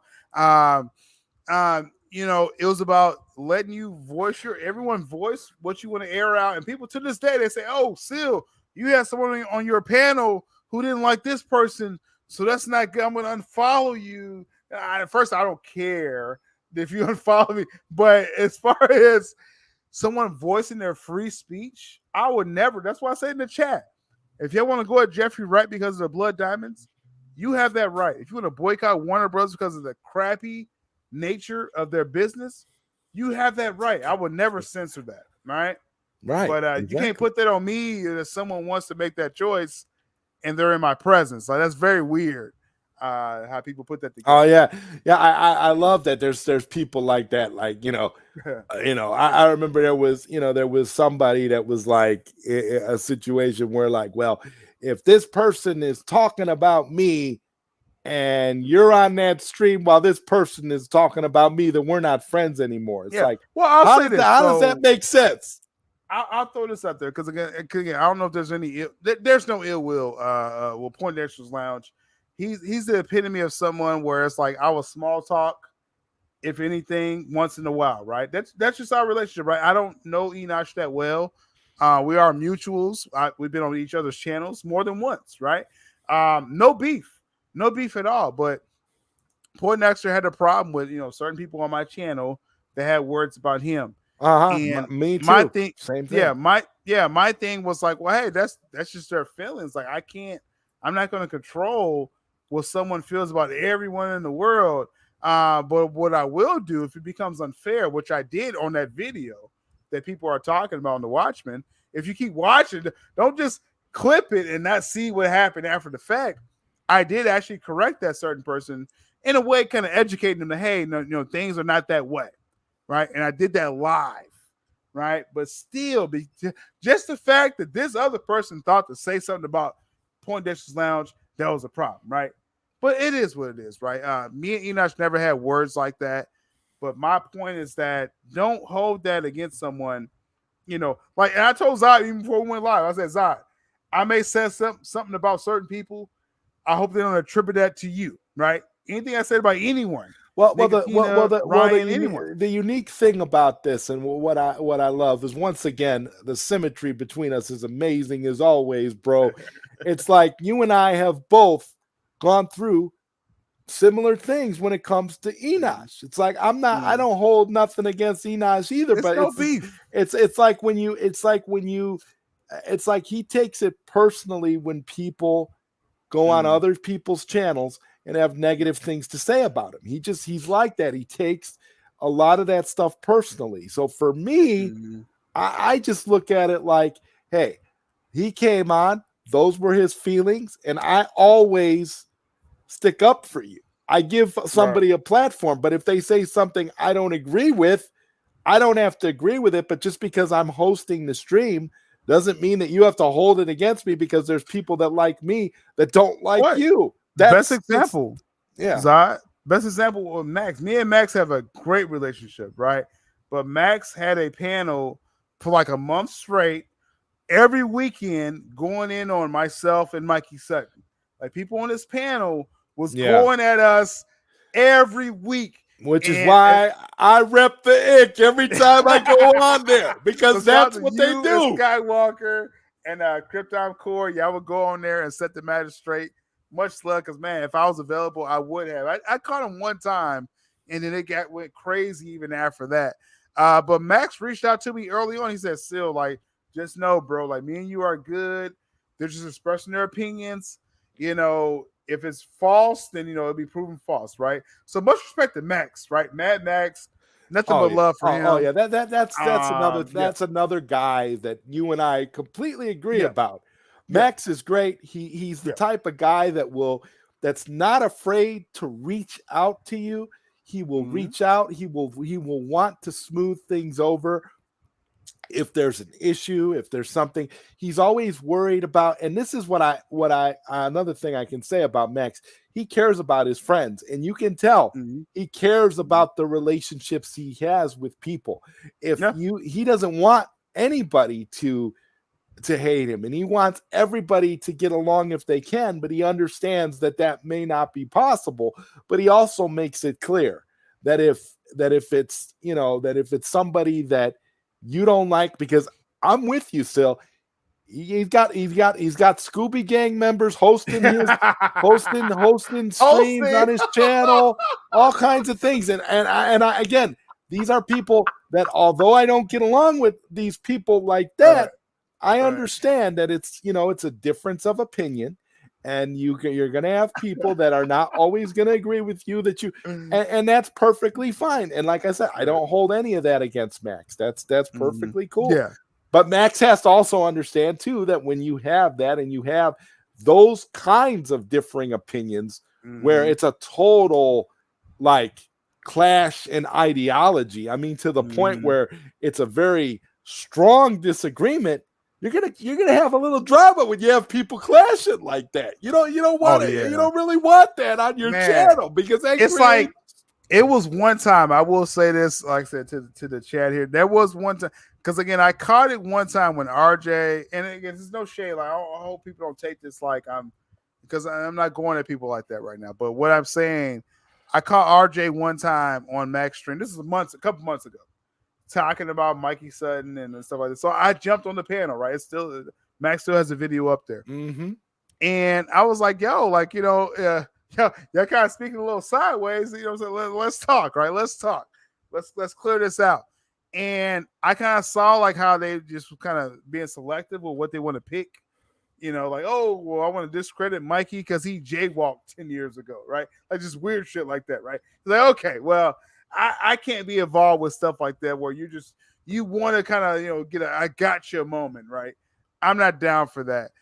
But the only other time I caught them talking about us live on a stream, I got a chance to listen to a Mad Max stream. And again, I talked to Max about this. And I said, Max, like they talking sideways. I was about to go onto the panel, but you and Skywalker jumped on there. And I was like, you know what? I'm going to fall back because I know, like, if I would have came on that panel, it would have been chaos. Would have been chaos because you had the whole Scooby gang there. You was holding it down. Zod, Skywalker was holding it down. So it's like I gotta kind of pick my battles now with this. So that was the only other time I would have jumped on that panel. Max knows I would have. And but since then I was like, you know what? The facts kind of speak for themselves. Again, our platform is growing because people are seeing the receipts. So that's what I'm going to focus on. I'm not going to chase Scoobies and stuff like that, right? Yeah. I already did clapback season, right? I already said what it's like clapback season was short and sweet, but it got to the point and it set I got everybody I wanted to get. the message. It was perfect. I got everybody. My only like I said, my only regret about clapback was that we didn't get to do the final episode because I think the final episode would have been a doozy. I think we really would have had something on the level of like Armageddon. Yeah, I mean, you talk about a purge and you talk about a level playing field. Yeah. That would have been nuts, right? Hey, one day we never know. It may come back in some form, right? I don't know. I think the person we were going to talk about got canceled anyway, so I think we pretty much I think he kind of that dude kind of it was kind of done. It was kind of buried already. He kind of did himself in, so we didn't really need to go there. But it would have been a desecration of the bones at that point. I don't think there would have been anything left. I don't think Freddy Krueger could have brought him back to life after we was done because I think that would have been it. It's a wrap. Some of the panels on these shows are weak, especially with the younger crowd. What you got to understand about a lot of the younger crowd, though, is that they tend to get behind people for some reason that with big followings that they think is going to somehow propel them. Yep. And what you have to realize is, and this is the reality about, this whole YouTube thing, is that you can collaborate with people all you want. Like me and Syl could collaborate all you want to. But at the end of the day, you also have to build your own channel. Your channel you have to build a foundation for your channel. People have to like you. So what I'm saying to these younger folks is you got to have something to bring to the table that's going to have some appeal so that people are going to want to watch you. Because you can go behind all the big YouTubers you want to, but if you can't stand on your own and you can't do if your streams are getting 10 to 15 views, nobody's watching your stuff. Yeah. It doesn't matter how many big YouTubers you hide behind. And that's all. Exactly. That's all I really have to say about that. That's the lesson. Build your own. You see, that was the thing, it was like the whole idea, going back to Four Nerds. It was like we come together. That was a good thing. And we all kind of had brought something to the table when we started, and we kind of built that from the ground up and then went off and did our own thing. And now that's why we can do our own things and be just as good when we're collaborating, effective or better. And then that makes it even better when we collaborate, because now people are like, well, yeah, you guys are great on your own, but then when you guys are together, that's even better. And it's great when you do this. It's like superpowers, right? When me and Zai come together, it's incredible. Yeah. So I don't. So that's why I don't understand. I don't think that you can keep just being, if you're a young dude and you're starting out and you got a YouTube channel and you're jumping up and you're jumping on all these big channels and thinking you're getting in good by fighting for somebody's misguided viewpoint and not looking at other people's viewpoint. You're doing yourself a disservice. Because I want to say like that, because that's a great point you say, Zai, with that. Like when you jumping on other people's channels, because what I see is that when I jump on channels now, if it's a bigger channel, whatever, as long it's the fact that I have a foundation already. So you're jumping on this big channel, and they're like, "Yo, like what do you do? Syl Abdul Inc." And they go over there and they see the foundation, and then they like, "Okay, I can buy into what you're doing." If you have nothing built up at all, if your video is all about other content creators or other people, you have no foundation. Build your own voice. What are you passionate about? And then when you go on these big channels, they can say, okay, I can check you out for what you're doing, your foundation, right? So I'm just saying, like, I know some people, they kind of took, when I mentioned their names on ClapBack, like they're going to make a stream to follow up after the fact, and that kind of flopped. It was like the show that they do. How they have those shows on AMC, like they do, like they'll have like The Walking Dead, and then after The Walking Dead, they'll have Talking Dead. Right. That's what it was like. It was like you do ClapBack, and then you have like and then they basically were doing talking ClapBack afterwards, like they were acting like Oh, they tried, right? They tried. Nobody watches that show. You get like 30 views. Nobody cares. I give them like an A for effort, just for even trying to leech off of ClapBack. But that was a whole nother beast, y'all. Like I'm just saying, you can't recreate that anywhere else. I mean, Zod could do it here. I'm just saying, like that's possible. But that energy, no, you can't leech off of that and do a Scooby. Again, we're talking about. There's a lot of things going on in this space, particularly with this group. When it comes to lightning in a bottle, I mean, you've got Purple Valkyrie that you do streams. Oh man, I gotta admit, she is amazing. I could listen to her voice all day. I could listen to her reading weather reports all day and just be cool. You're talking about she's really cool. You talk about someone like falling from heaven, right? Purple Valkyrie, okay? Like it was through different mutuals, right? She was cool with different people. And I was trying to reach out to different people like, yo, I want someone to bounce off stuff every Thursday, but it has to be early. I was very specific, right? I was like, I need someone that can do this time slot within this time that's on point, right?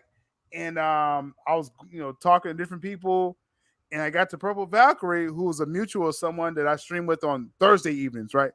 It was going to be the other person, but she couldn't make it. So she, Purple Valkyrie can make it. And bro, it was like, you're talking about lightning in a bottle. That's what I live off of, Zai. Like it has to, if the spark's not there, it's not going to work, right?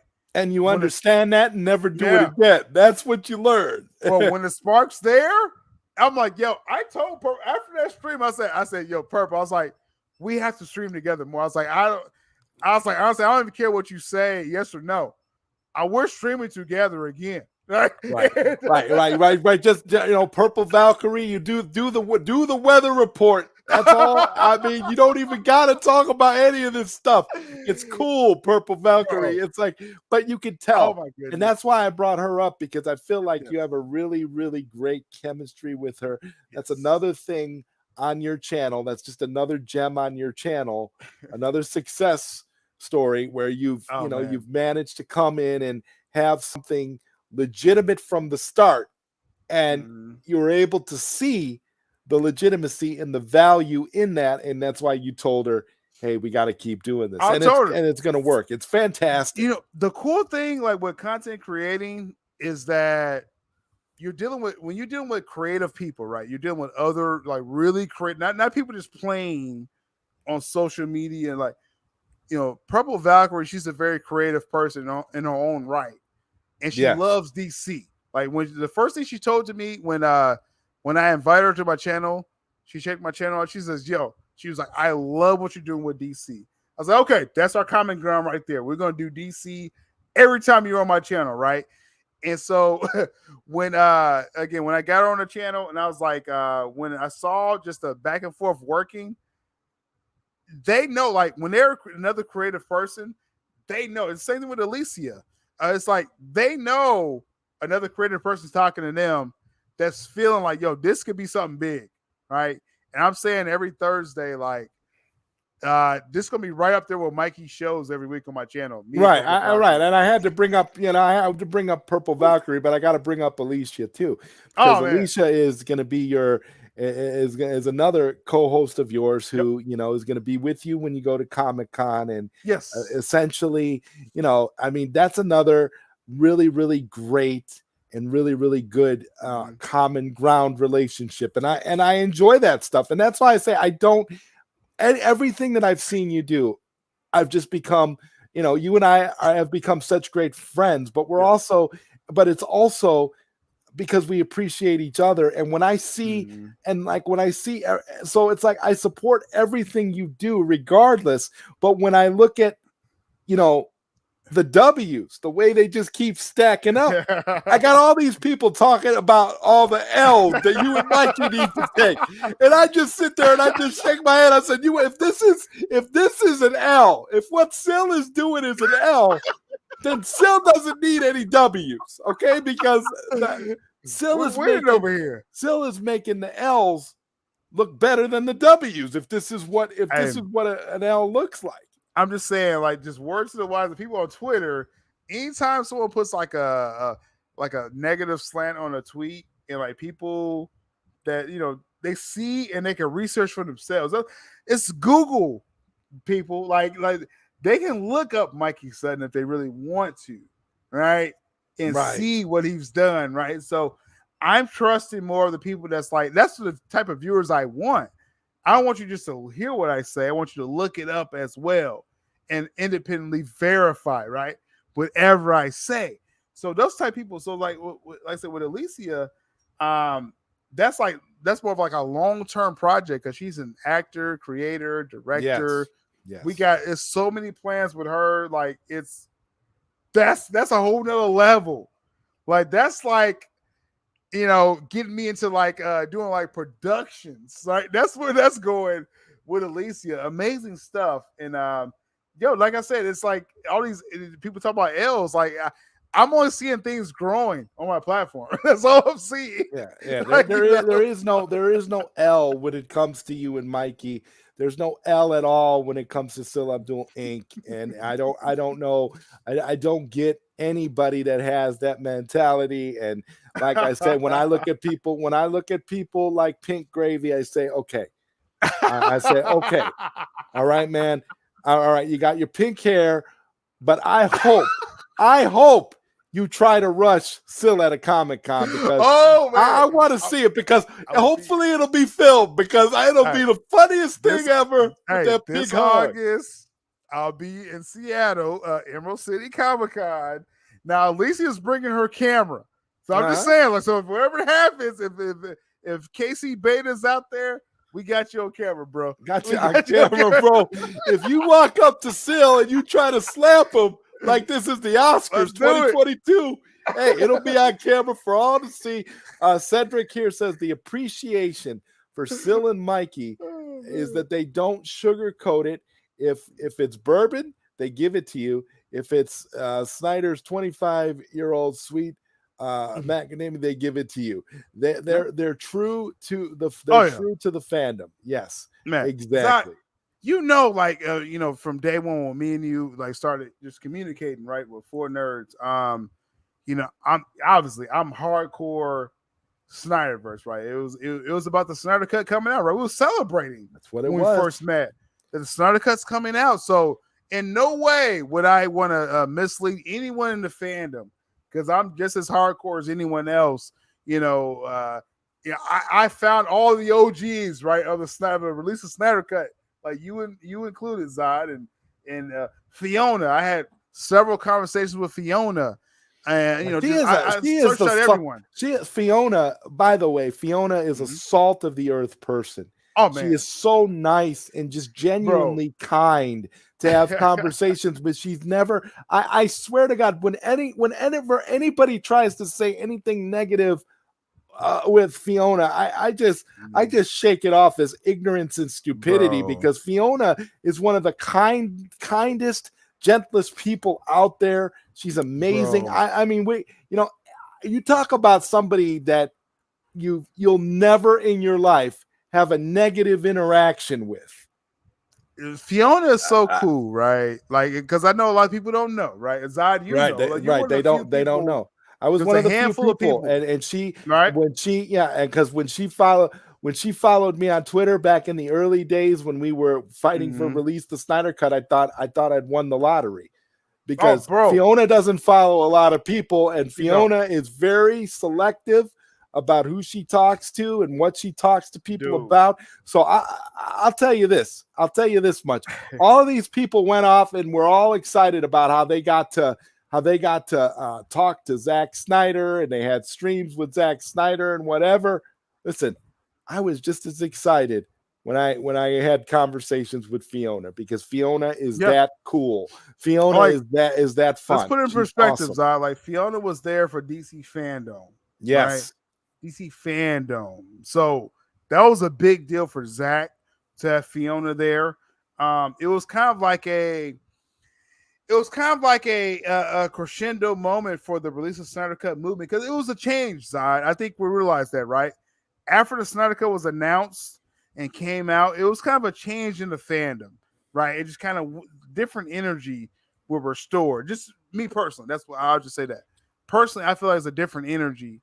Well, Neil Sevens pretty much sums up that different energy right here, Syl. Yeah. This is the perfect quote here. They tasted the clout, and when Zach Crack ran out, next thing you know, they're eating Hamada burgers. So there you go. That's what happened. That's exactly what it was. And I think I'm going to say, and I would never speak for Fiona, but I will say once the Snyder Cut was announced and released, I think Fiona realized, hey, I mean, she did kind of push the restore in the beginning, and then I think she felt like her work was done, right? And more power to her. And she deserves to sit this one out if she wants to.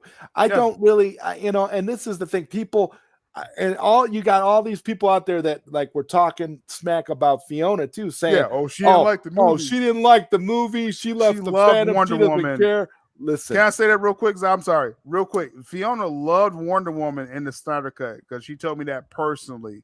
So I don't care what no one else is saying about what Fiona says about this film. She loved Wonder Woman in the Snyder Cut, but I'm sorry, Zod. She was amazing. She is amazing, and the fact that she's, she did everything she set out to do is the point I was trying to make. You don't get people like that. When you get people like that come in and is basically, and this is why a lot of us OGs consider Fiona to be the mother of the Snyder Cut movement. Because if it was not for Fiona, a lot of us wouldn't know each other. Because Fiona brought everybody together. Fiona was the one that launched this entire thing. I remember the first time I repped her for SnyderCut.com website that she built herself. Fiona is incredible. And when you think about somebody who came out and did something, and she's in China, where She doesn't really have a whole lot of internet access to getting on Twitter and stuff. Twitter And at she all. facilitated that movement. That's amazing. So think about that. That's amazing what Fiona's done. Like, again, it's not even legal in China to be on Twitter, right? So the fact that I had the short conversations I had with her, and what's cool with Fiona, when I did talk to her directly, again, it was through DMs, right? I was trying to set up something on video, but just because of time zones, it didn't work out. And it was gracious about Fiona. She said, well, if I'm going to do a live stream, I gotta, I need to make sure I go to Peely's stream first, and kind of do these OGs first. And I was like, I understood. I was like, yo, I'm the new school, Fiona. Like, I understand. If you're not, if you're gonna go live, you should be on these OG channels first before you even get to me, right? But when me and Fiona talked, bro, all she talked about was comic books. We was talking about different comic books that we liked, different, different series and stuff like that. Like, she's so down to earth, and like I said, she loved the Snyder Cut. And anyone that's saying she didn't, like, I call you bullshit on that, because I talked to her directly. So yes, she's definitely the one that started it all. And Lord Koj here says Fiona inspired me to get active in Snyder Cut movement till now. Fiona inspired all of us that were there from the beginning. There's nobody that she didn't inspire. And I will say this: all the people that turned on Fiona, talked all that smack with Fiona after they got their 15 minutes of fame, snorting that Zach crack. Well, guess what? There's a reason. And you know what? At this point, with the way the Restore the SnyderVerse, what the Restore the SnyderVerse movement has turned into over the years, I don't blame Fiona for not wanting to be. It has been a passing, like, I don't want to say like pass. I don't want to say like, I mean, because again, the release the Snyder Cut movement, they did accomplish, what they wanted, and the RT Snyder Cut account, it did accomplish, but it's getting more active now for Restore, which is great. Because I think the fandom needs that. They need like a hub account to stay on point. And let's not even talk about all the people that turned on the Release the Snyder Cut Twitter account. That RT Snyder Cut account got so much flack from the angelic side of the fandom that it's not even funny. It's like, how do you turn on the hub account that Zack Snyder himself endorsed? Mm-hmm. I don't understand. It's insane. I don't understand. Like, again, Zach was a part of that. Ray Fisher in some aspect supported that as well. And so it's like, it's very weird seeing, again, like you said, different parts of the movement, doing what they do. But at the end of the day, this Restore is a different energy. And it's like, I look at it now, Zod, it's like everyone has a voice now. That's kind of how I look at it. When Fiona kind of was like, okay, I did my work. I saw the Snyder Cut, and Fiona was off Twitter after she saw the Snyder Cut. She was like, "I'm done with Twitter." She was done completely. She went on like a Chris Finaldo disappearing act, where like it was so symbolic, right? It's like her work is done. It's like it was really a passing of the guard, not for like one person to take over Fiona. No, all of us has a voice about Restore. And this is why Snyder Nation is so big now. This is why you're at a point where you've got what was created there was the birth of everything, and so now it's just huge. It's just it's not something that not something phenomenon that can be taken down. Right? You're not you can't stop it. You got to restore it. There's no other choice. Think about this, like when Fiona was like at her height of like communication, people was like, oh, it's like 40 people talking about release the Snyder Cut, right? Oh yeah. So it's really graduated. To quote that moron. Yeah, it's become something bigger, right? And so it was released, but then Restore. Now we realize, according to third-party research, that Snyder fans are worldwide, global, nearly 2 million accounts, social media accounts that's supporting to Snyder Cut. That's according to the reports of Homebrew. They put those numbers out. So that's why me and Mike start saying Snyder Nation, because it's bigger than what we thought. This is worldwide. So it's amazing. That's like a country. Yeah. It's not us trying to show Warner Brothers that 40 people want the Snyder Cut. It's not like that anymore, huh? No. Like got a voice now. I remember back in the early days of the Snyder Cut campaign where we did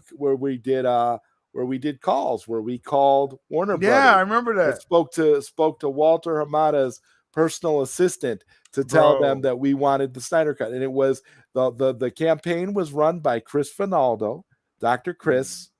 And basically it was, Chris and Fiona, and basically we had our little thing that we would do, and all of us would get together and we all called at specific times based on the time zones. And that was the start of it. That was one of the very first when y'all was doing that, Zod, like, again, that was a part of my, I was just a quiet observer, when y'all was doing that, right? And I was looking on Twitter, like, posts when y'all were calling and y'all were putting your feedback on Twitter at that time, or even I think even in Facebook in some cases.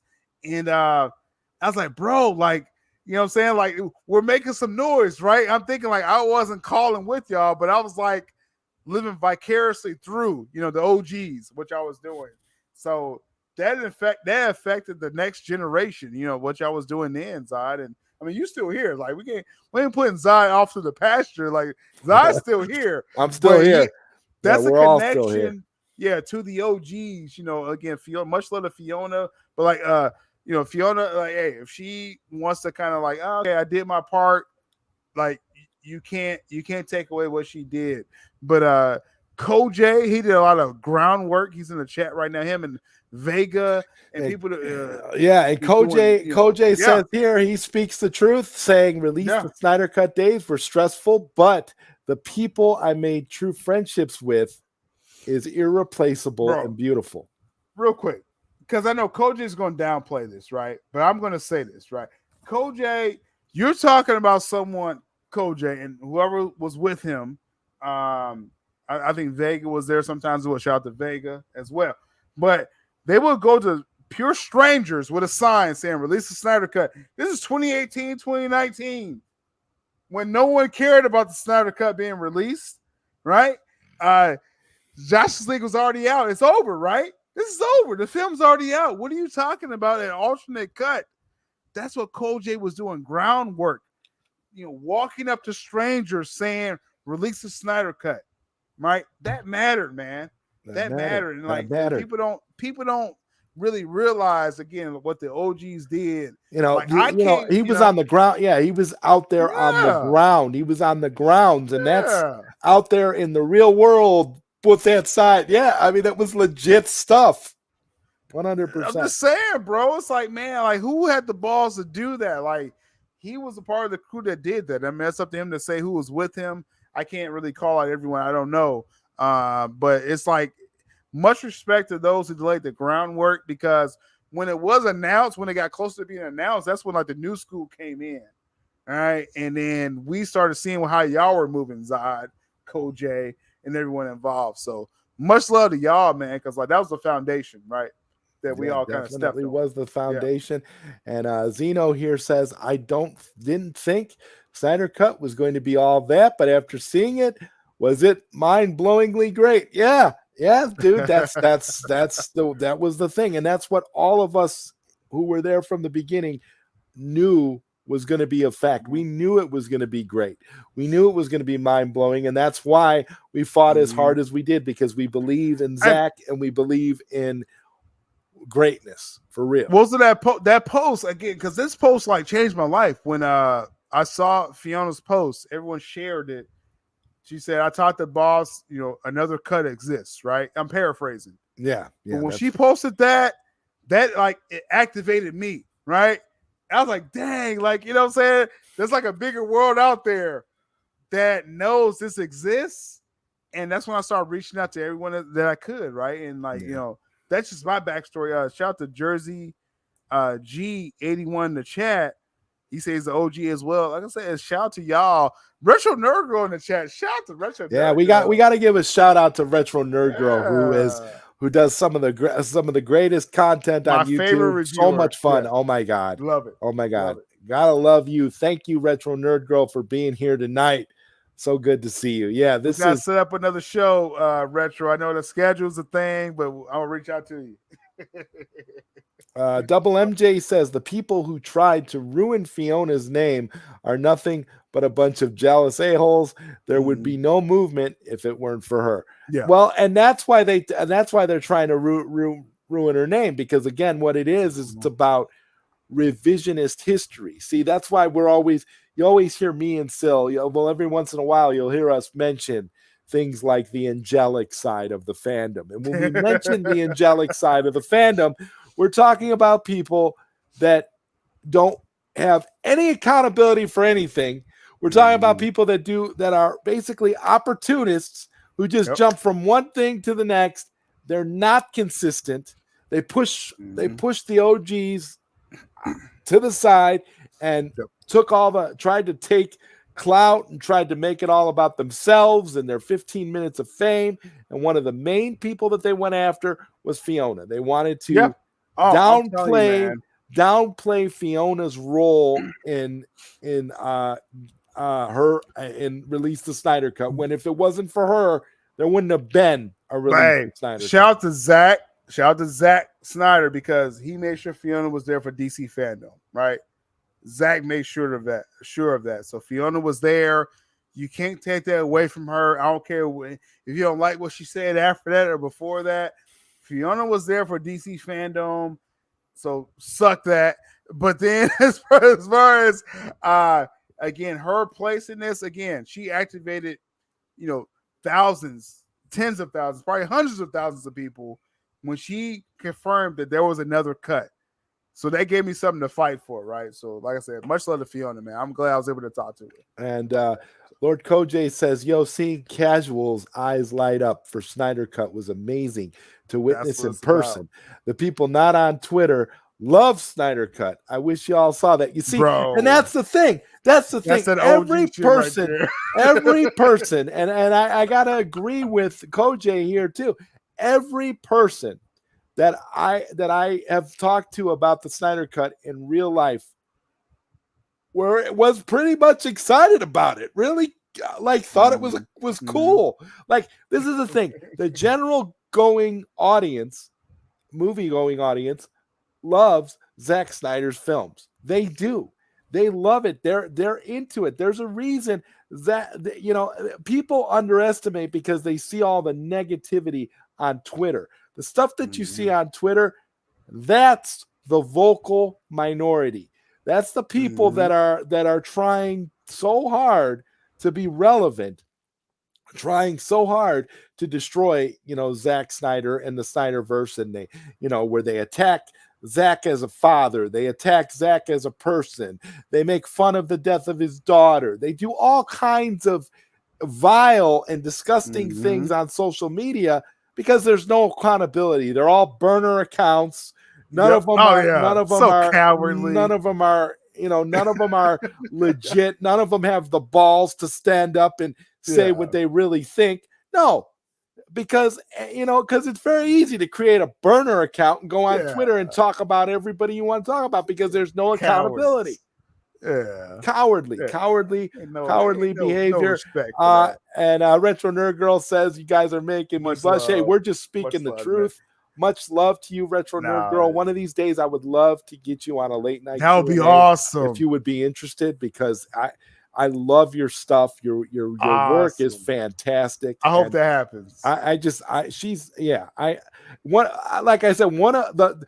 she's the channel that I go to when I want to watch retro movie reviews. Like I said, I'll go long form reviews that are almost as good as the movies themselves.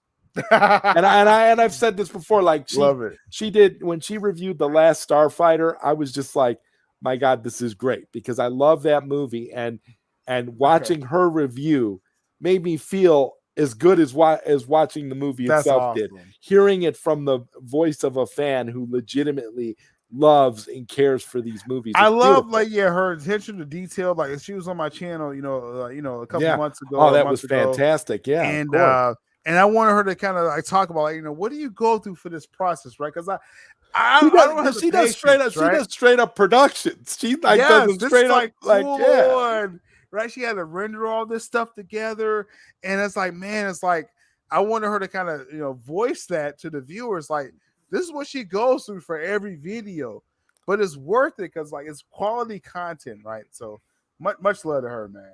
Absolutely. I can't do what you do, Retro. It's like, listen, yeah, I don't have anything but positive and beautiful Yes. things to say about Retro Nerd Girl. She is amazing. Awesome. You are amazing, and I appreciate you being in the chat and being Yes. here supporting this stream. This is awesome stuff. Much love. Jokes about Zach's daughter come from the most miserable losers at life human being. Oh my Yeah, goodness. yeah, it's terrible.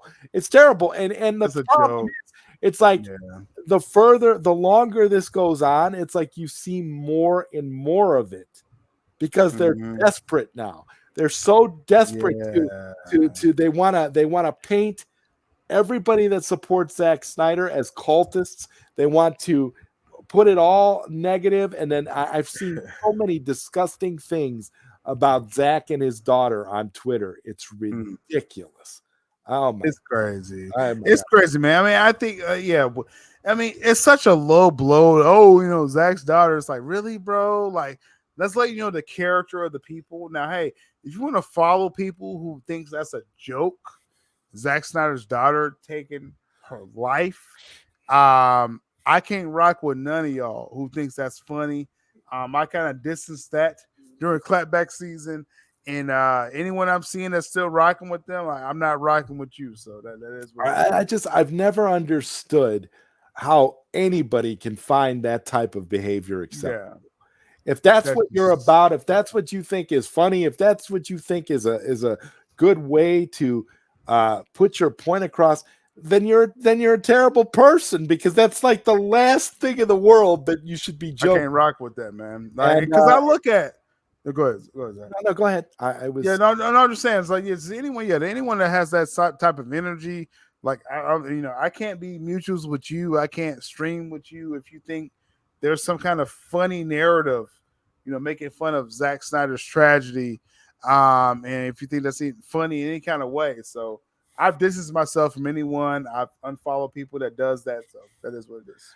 Integrity 101 says, with that glowing endorsement, I just subbed to Retro Nerd Girl. Oh yeah, definitely. Do me and Syl a favor. Do Retro Nerd Girl a favor. All of you guys in this chat right now, if you haven't already, please go sub to Retro Nerd Girl, because she is awesome. Check that out. Honestly, if you like any of these classic movies or whatever at all, if you just like movie reviews in general, and you want movie reviews from someone who's going to give you an actual thought out review, and is not just going to tell you that the movie sucks, she's going to actually give you a legitimate view, go to Retro Nerd Girl. She's very thorough. I'm telling you, she's awesome. A lot into it. And again, I know my lane in all this now, and it's like I see her lane, I'm like, check that out. Definitely. Wow. I mean, I'm just I'm just amazed, by the outpouring of support we get from so many great people. I had such a great time with her on the channel, because she's, hey, I mean, if you want to call like a Snyder cultist, like, Retro, she's hardcore SnyderVerse, right? So that's really cool to talk to her about that, and that's, I support people, those common goals. I support people that has as common goals as me, so she's on my list for that. So yes, absolutely. Ironically, the haters are the real Snyder cult, and a Retro Nerd Girl says, "Oh my God, the love! Thank you." Well, you know what? You deserve the love. That's why you get the love. The love is there. It's legitimate. It's real. You are awesome. See, when you show up, Retro, like, it's gonna be outpouring. So every time you show up, it's beautiful. It's a beautiful thing. It's becoming clear that the anti-Snyder crowd is the vocal minority and the cult. Yes, very much so. And Corey says this is one of the greatest communities ever. Love the relationships Bro, we won that 2 have been built. Oscars. This community won 2 Oscars, all right? Like, this is nuts, right? This is like, what kind of story is this, Zod, where, 3 years ago, the Snyder Cut didn't exist, pipe dream. Zach is still teasing. That's the time that we was in, right? Fiona says, there's a cut. It exists. You got something to fight for. That activated, thousands, tens of thousands, hundreds of thousands of people to fight for it. Became millions. It's announced, released. They still try to fight us after it was released, and then it won 2 Oscars. It's insane, man. Unbelievable. This story, you can't write this stuff, man. No, you can't. And it just goes to show you that the SnyderVerse is not going anywhere. It's logical. The SnyderVerse doesn't, because here's the funny part about the Oscars that you mentioned. Nobody remembers why you got an Oscar. They just remember that you got one. That's how Hollywood is. It's not that you got what you got it for. It's that Zack Snyder got 2 Oscars. He's an Oscar winner now. That's insane. Y'all know how big, because again, to make very clear with the Oscar voting, they made sure there was no bots involved at all, right? So that canceled the Cinderella from Amazon because they was using bots to vote for that project, right? So you're out of here. Zack Snyder was against No Way Home in I think both categories and Endgame. Are you serious? Like, if that's not showing the new regime that Snyder, I call him Snyder Nation, or restore the Snyder, verse fandom. If that's showing that's big, like, I don't know what else is going to show this new regime. Now, according to Mikey, he wrote an article about these Oscars, right?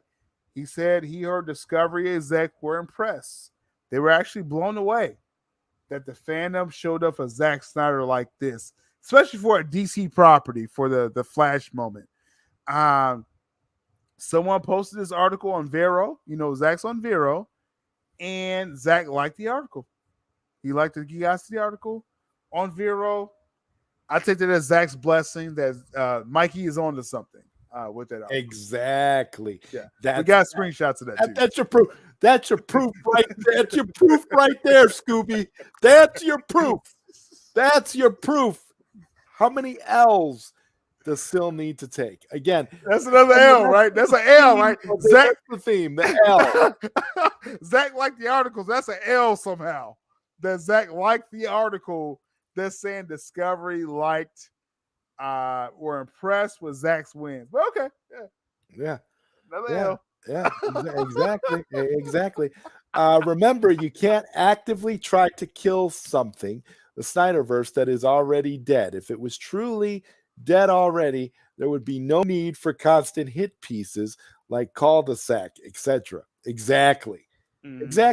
They're trying too hard because they know that the SnyderVerse, that train is already moved past all of them. That's what we said, the agenda, y'all. Like, I mean, there's a reason why we kept saying, like, oh, agenda this, agenda that. The agenda wanted you to not focus on SnyderVerse. Like, don't you think it's kind of weird now it's being put out there, oh, the SnyderVerse is alive now in the Flash film? They didn't know that a month ago, 2 months ago. Mikey knew this last year. So you're saying no one else in the world knew. Well, Mikey Sutton knew last year. See, that's the thing. It's like, it's not about being first. It's saying, like, yo, we trust the people that told Mikey this. We knew this was going to happen in this Flash film. Now, all of a sudden, oh, it's a reality now. So why is this coming out now? I'll tell you why it's coming out now. Because the agenda was saying, pay attention to James Gunn and Peacemaker first. Let's blow those numbers up. Pay attention to Matt Reeves, the Batman. Let's get $1 billion. Oh, it's not getting $1 billion. Okay, we'll break it to you. The SnyderVerse is not dead. You see how that works? You see how the timing of that? I'm just saying. But Mikey's that loose cannon that they want to quiet for a year now. They seen in Casey Beta and all the shields after him on the genders on Twitter to try to silence Mikey. Now they're fessing up. Yeah, okay, the SnyderVerse still alive. Okay, fine. You know, that's how it works, man. That's how it works. Get used to that. More's coming. Oh yeah, more's coming. You know, you're gonna have the pink-haired beta vomiting out all sorts of anti Syl and Mikey stuff. This is insane. It's not gonna stop, and this is what makes it great. It's not going anywhere. But Syl and Mikey, which basically still, when you look at those morons over at the old regime of WB who basically call it Syl, Mikey Sutton and some black guy. Let's just be honest. That was I'll never forget that day quote that you brought out that real quote. And you know what the funny part was, Syl? This is how I know I'm an OG, and it just nothing surprises me anymore. It didn't even faze me that was what they said because I could totally see it. Makes perfect sense. It was insane. Like when Mikey told me that, he told me that before like a stream. And I was like, what? I was like, because Mike was like, yo, he's like, Warner Bros. Reaching out to me. And like, oh my God, like, Mikey, you sitting there fucking streaming. You want some black guy? And I was like, Mikey, they called me some black guy. I was like, oh, it's over. I'm about to hashtag. You don't even have to them, you don't even have a name. You're just some black guy. Like they're not even thinking about it. Like I just, you know, and this is the thing. This is how you know. This is how you know that you've touched a nerve.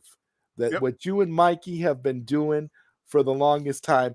Can you, for the sake of the audience and for me, could you kind of give a little bit of the story about the very first conversation you ever had with Mikey Sutton about putting together your partnership? Oh wow, that's interesting, right? So this was late 2020. Like I said, I did a couple streams when I was kind of like in limbo, what I was doing with Culture Nerd. I was kind of pulling away from them first before Four Nerds. And so I was looking up other scoopers. So I was like, I'm gonna start covering other sites. That was my plan. And shout out to us, Steve Kassan, the actor, because he kind of put it in my head. He said, yo, like, so you should. I reached out to Small Screen. I reached out to other, other outlets. He's like, you should like get different outlets, right? So shout out to him. He put the idea in my. He kind of incepted that in my mind. And so I did a couple streams and I said, yo, like Mikey Sutton, he said Michael Keaton was coming back. That happened. He said like another story, I think was Spider-Man. I reported on that.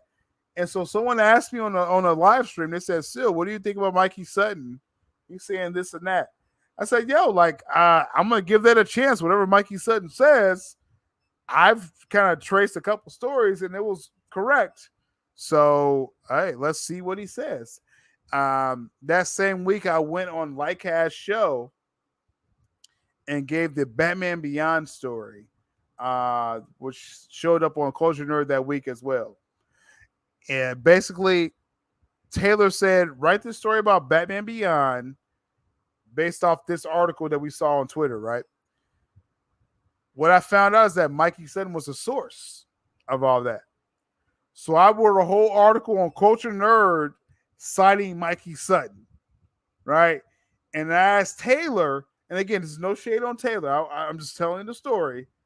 Me and Taylor have talked. I got to preface this side. I got to do that for the viewers now. Of course. But at because that time, they clip stuff. They're gonna. Yeah, no, exactly. So I got a clip like that. I went to Taylor. I have all Mikey Sutton information. I go to Taylor of Culture Nerd. I said, Taylor, do you want to add anything to the story? He looked at it. He says, I think he has everything. In my mind, I'm thinking that's all Mikey Sutton. There's nothing like you added nothing to the story. So I think the article is still on Culture Nerd. I haven't been to their website since. Just for reasons. I've never been back to their website. But they have a Mikey Sutton article published on the Culture Nerd, right? Written by Syl Abdul. So when I did that and did the video, shout to James. He's a webmaster for geekouttcmag.com. He reached out to me on Facebook. He says, yo, like, you've been covering Mikey. I'm James, blase, right? I'm like, whatever. I don't know who you are, right? So I ignored James for like several days. I ignored him, and he'll tell the story too. But I ignored this message, and he kept reaching out to me. He's like, bro, like, we like your channel, bro. Like, I'm with Mikey Sutton. Like, what are you, And so I finally respond to James, and he calls me. We do like a voice call over Facebook. And he's like, yo, like, Mikey wants to break stories on your channel. Like, you've been covering him, this and that. I was like, okay, cool. Like, we'll do it. And that kind of started the first stream. He connected with Mikey on Facebook. Me and Mikey talked. Mikey came on my channel, and Mikey was the first person to put a review or first impressions of the Snyder Cut on YouTube. That's the first video of Mikey's still on my channel. It's titled Mikey Sutton DCEU Scoops. That was the first time that you heard any impressions of the Snyder Cut. And only did I know, like, I didn't know at that time, like, and how much more Mikey was going to put on the channel. But after we did a couple of shows together, spring of last year, Mikey said, yo, like, we got a good show going. I want to keep, I want to make this the platform that I put my exclusives on. I said, hey, cool, and that became Rose Gallery. He came up with the name. He says, yo, Syl, you're the MC. Like, you can kind of, get across better than, saying, I want to kind of chill out and just kind of tell my stories. I was like, I got you, Mikey. And that became Rose Gallery. So that's kind of started the partnership. When Rose Gallery became a thing last April, a year to this day at this point, that's when the partnership with me and Mikey started. And we see what happened since then. Like, it's been no, all those L's. Nothing but L's since then. Nothing but L's. Zeno says, I usually don't trust scoopers, but Mikey Sutton has changed my mind. And I think a lot of people still feel the same way that Zeno does. I think a lot of it has come down to that, because I know at first, I confess, I was skeptical of Mikey at first as well. You remember? I was skeptical too, and you were like, talked about that. We talked about it. I was skeptical too, but it's like you learn when you get enough information and you do the research and you learn and you see what this person is about, and it can be independently verified, of course. Then you start to see, like I said, because I wasn't really sure, because I didn't really know Mikey, and at that time it was James was kind of had kind of like the spokesperson kind of role, and no shade towards James. Yeah, right. James just wasn't right for that part. You gotta know your lane, right? James is a cool James guy. Is a genius, right? He's one of those geniuses. I'm like, I tell James this too, right? I'm like, James, like, you're behind the scenes, like, just yeah, like, I love you, cool.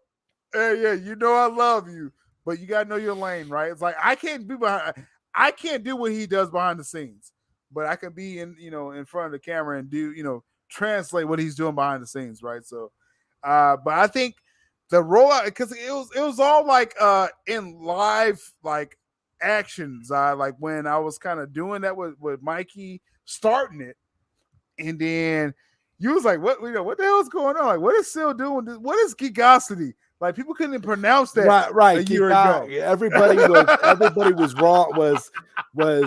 Everybody had a lot of negative things to say about Geekosity at the time, because it was something that nobody really knew. People weren't really there, and it was just one of those things. I got to give a shout out to my better half on Fridays, weekly comic book movies. Awesome. The Widow, hey, good to see you, Ashley. Thank you for stopping by. Ashley's another great one, another great, awesome person, and I've had her here on Late Night Q&A. She's also, checking out. She's really awesome. Yeah, she's cool. I'm excited because with all this Ashley is determined to turn me into an MCU fan. And I Oh. say good luck with that, because we've been talking about, a lot about a lot of different movies, and tomorrow we're going to discuss Thor Ragnarok and break it down. And she's determined to make me an MCU fan, and we're going to have to do an episode where we talk about Moon Knight, because that's the newest. Oh that's yeah. thing. I'm enjoying that show. Yeah, I can't. Yeah, I'm gonna do some reactions soon on that too. Yeah. Let's see. I remember when Matt first started tripping off of Syl, hooking up with Mikey. It was kind of weird. Man, yeah, that was a weird time, right? That was a transitional time, Zod, right? Because I kind of took like a leap of faith, and then then me and you had that conversation back then, because I think it was again, you had your radio thing, your internet radio thing going on, and I was still doing radio. Yeah. And you was like pleading with me, because it felt like Zod was pleading with me, like, Syl, like, what are you doing? Right. I remember I had you on I remember when I had you on the show shortly after you left the Four Nerds, because I didn't have a channel at the time, and I was still doing the radio, and I had you on, and we talked about it, and I felt like, because I would say, out of the Four Nerds, and this is the truth, out of the Four Nerds, when you left, I took it the hardest, because I was just like, no, this can't happen. This is not possible. because I knew when you left that things were going to change. I knew the format was going to change. I knew it wasn't going to be the same. I knew that the whole concept of 4 unique individuals was never going to say, because again, no shade or disrespect towards ACS, but it just was not. It just wasn't there. He's not Syl Abdul, the spark was gone. So I really don't see. And so I took it the hardest, and they knew that I took it the hardest, because then that very next week I had you on my radio show.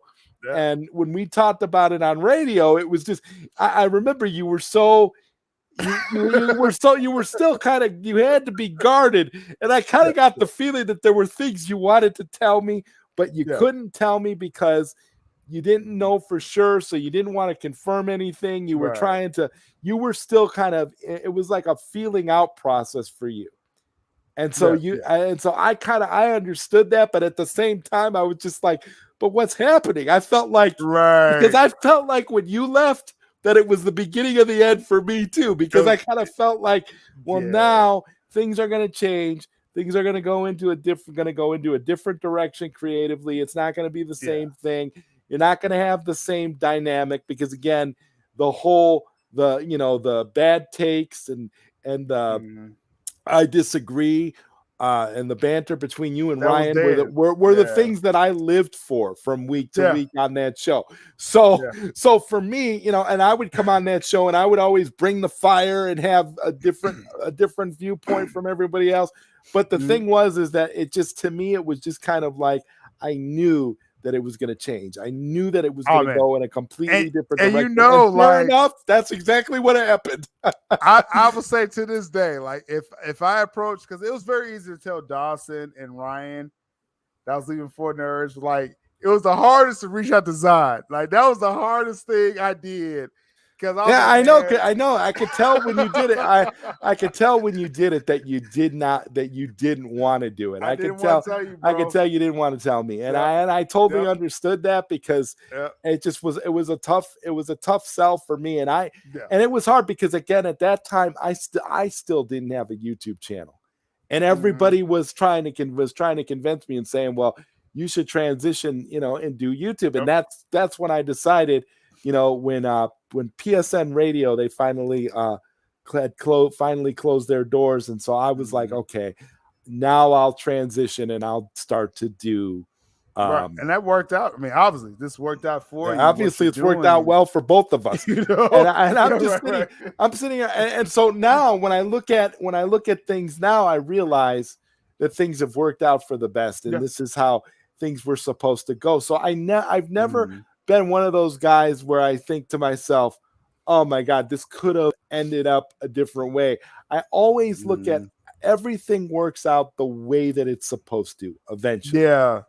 I mean, because it's like I remember like the whole time with Four Nerds, like everyone was encouraging me to do my own channel. There's like I even remember. Mad Max. Shout out to Mad Max. He was like the one that really convinced me more than anyone. And that's always been Mad Max's thing. Everybody needs to start their own channel. Man. Yeah, I know. Yeah.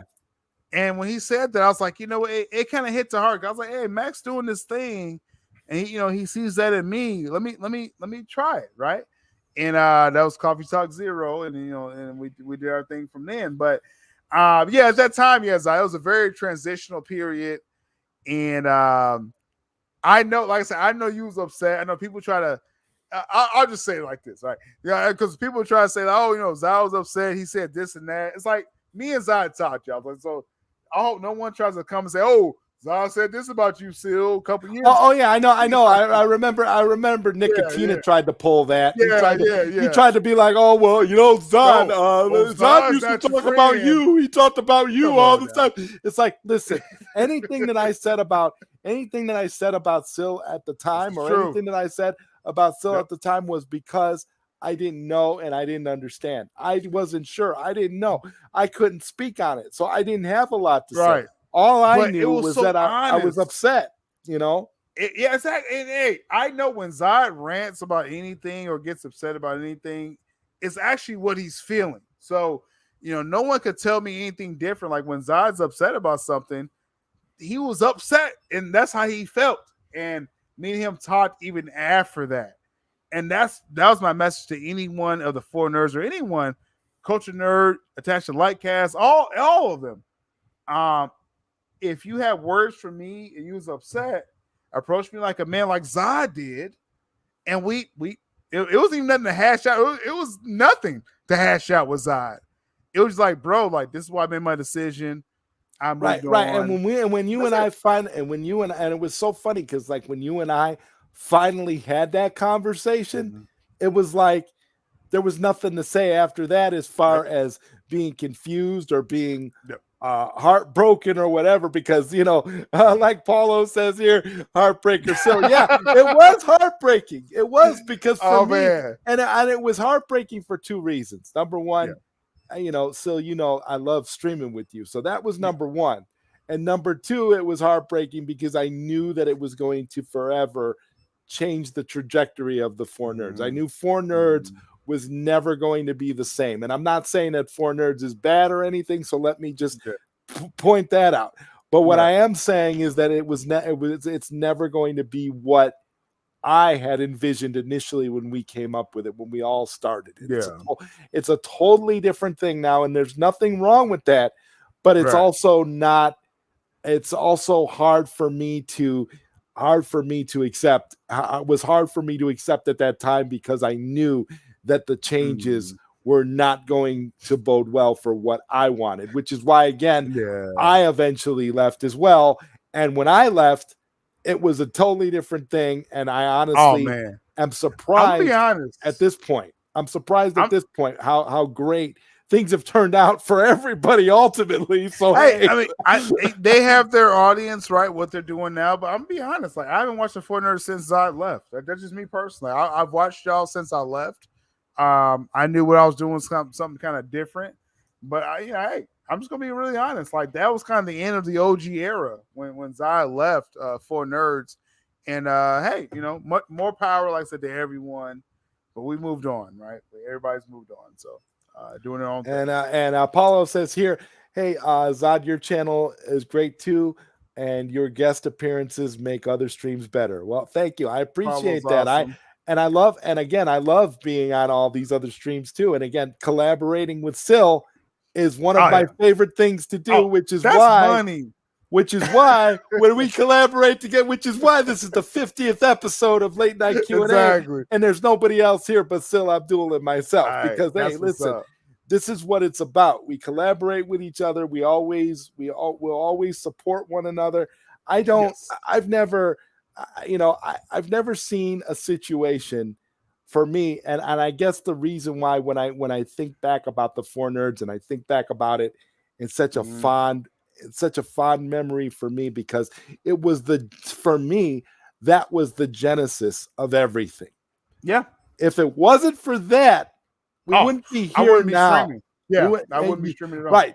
You wouldn't be the you wouldn't be the scoopologist that you are. You wouldn't be the speculation specialist. You wouldn't be any of that. It's amazing the things that have to happen in your life.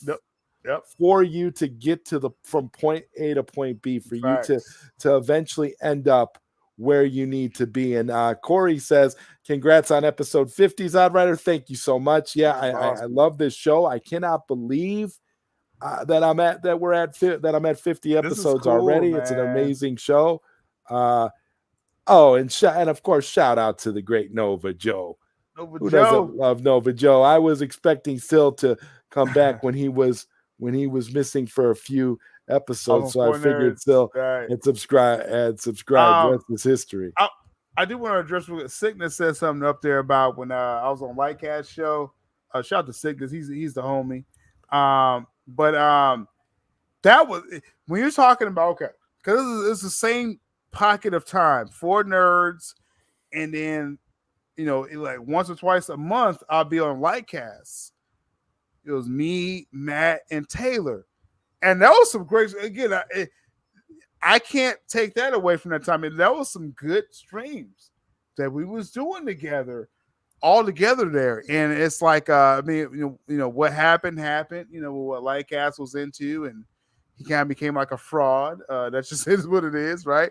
But I don't think anybody would argue with you there, for real. Those were genuine times, though, when I was on there, like that energy that I was kind of building up on the Lightcast channel, and I'll do 4 nerds that later that week. Those were like premium streams every week, and that gave me the confidence to really start my channel. So I can't, those it was like crappy people I ended up like realizing I was around with Lightcast, but you can't take that away. That moment, like you said, like a good entertainment with the 4 nerds. Those are some great streams that was on Lightcast channel. I think he pulled all the streams that I was on, but you can't take that away, man. It was a good experience. I know. I there were some streams there. I'm nowhere to be found on Lightcast on the site that he has now, the YouTube channel. The YouTube channel where he's pretending that he's not around, but. Yeah. Come on. This is the truth. This is the reality. You get honesty here, and that's the other thing. People like genuine people and like people who speak from the heart. And honestly, that's the only way I can do it. That's the only way I could be. I can't be any other way. I gotta be honest. It's crazy. I love when people say like, "Oh, so someone that I guess hasn't been following my content." They say, "Oh, Syl Abdul used to be on Lightcast. Like you was." It's like, bro, I did the Purge. Like so you haven't seen the Purge because like if you think I'm attached to Lightcast in any way right now, watch the Purge and you realize that that's kind of over with, right? Obviously, there's nothing going on. I mean, when was I gotta ask those people a question. When was the last time you've seen anything from Lightcast?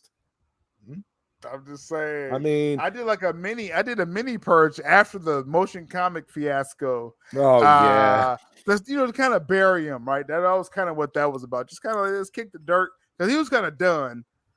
He gave me a nice parting shot, DM. And F you to me, and I was like, likewise to you, why you go to obscurity, Lightcast. Well, so that's what I figured. I always figured, though. Correct me if I'm wrong on this one, though, Syl. I always felt like his whole goal was to interview Zack Snyder, and once he did that, he was going to be gone because he knew he didn't have anywhere else to go after that. Yeah, he was done. That was his whole gimmick. That was his whole plan from the get-go. All those other interviews and things that he did, all that stuff, was just stairs to get him to Zack Snyder so that he could do the interview he's always wanted to do. And once he did that, he was gonna disappear anyway. So this whole motion comic thing was just an extra thing. he was already gone. He wasn't. Yeah. His plan was not that he was going to keep doing content. Well, keep in mind, the motion comic idea came up before he secured the interview with Zack Snyder, right? So he kind of had to follow through, but then when he realized it was too much work to follow through with the motion comic, he bailed, on everyone involved. That's his nature. That's Lycas. Again, his goal, it was to hijack the fandom. That's what he really wanted to do with the Snyder fandom. Again, you got to realize everybody was in lockdown 2020. He was furloughed from their job, right? Like everyone, that's when I started my channel. And so he was trying to hijack a fandom and manipulate it to get to Zack Snyder. Now, hey, in context, Zod, he accomplished that, right? He accomplished that, and he retired from a fandom through a post. So yeah, that's who y'all were dealing with. So if not for this motion comic fiasco, he could have left just like he said he was going to. He was gonna. Yeah. There was no, and that's what I keep saying. I think people misconstrue. They think that the motion comic thing, if it was successful, he was going to stay around. No, he was only there for the motion comics thing because he was obligated to it, but not because he really wanted to. Because again, you saw as soon as it got too hot, he got out of the kitchen. He didn't stick around. He's like, I might have already got my interview with Zach. Like, why am I here? Right? That's how Lycas moves. He's a very narcissistic person. If people haven't spoke to him behind the scenes, maybe you don't know his character. But once I found that out, that's when I pulled away. That's what people got to realize. I pulled away once I realized what he really was about. That's before all the interviews. And so that is what it is. But yeah, he was going to leave. Like, just to answer your questions. Like, yeah, he was going to leave no matter what. After he got the Zach interview, Lycas was looking for an exit out. Yeah. And at this point, I feel like when you have people like that are just simply in it for one reason, once they accomplish that goal, they have no way of furthering their thinking because there's nothing else they can do. So what I love about your platform, and for an example, is you're not building your platform around one thing. You've got your platform built around multiple things. You have multiple avenues. So as much as it's about Snyder Nation, it's also about other things. And that's what's so great. It's always great when you have multiple things to talk about, when your channel is not one-dimensional and you're not just solely focused on that one goal. I tell you, shout out again to the co-host on Syl Abdul Inc. I mean, it's more than just me. Like I said, Mikey's a big part of it. That's kind of the core of what we do with Scoop Center. But like I said, Purple Valkyrie, she's a part of the family now. That's just gonna open more content on Thursdays, and then Alicia. She's going to start doing more productions. It's gonna be just different. You're going to get hit by different stuff from my channel now. So I'm just excited to see them create on the platform, man. It's fun. Oh yeah, Syl Nation has a diverse portfolio. Yes. I couldn't agree more with that statement. In fact, we're going to make the diverse portfolio. We're going to make that the highlighted statement of the night. That's definitely true.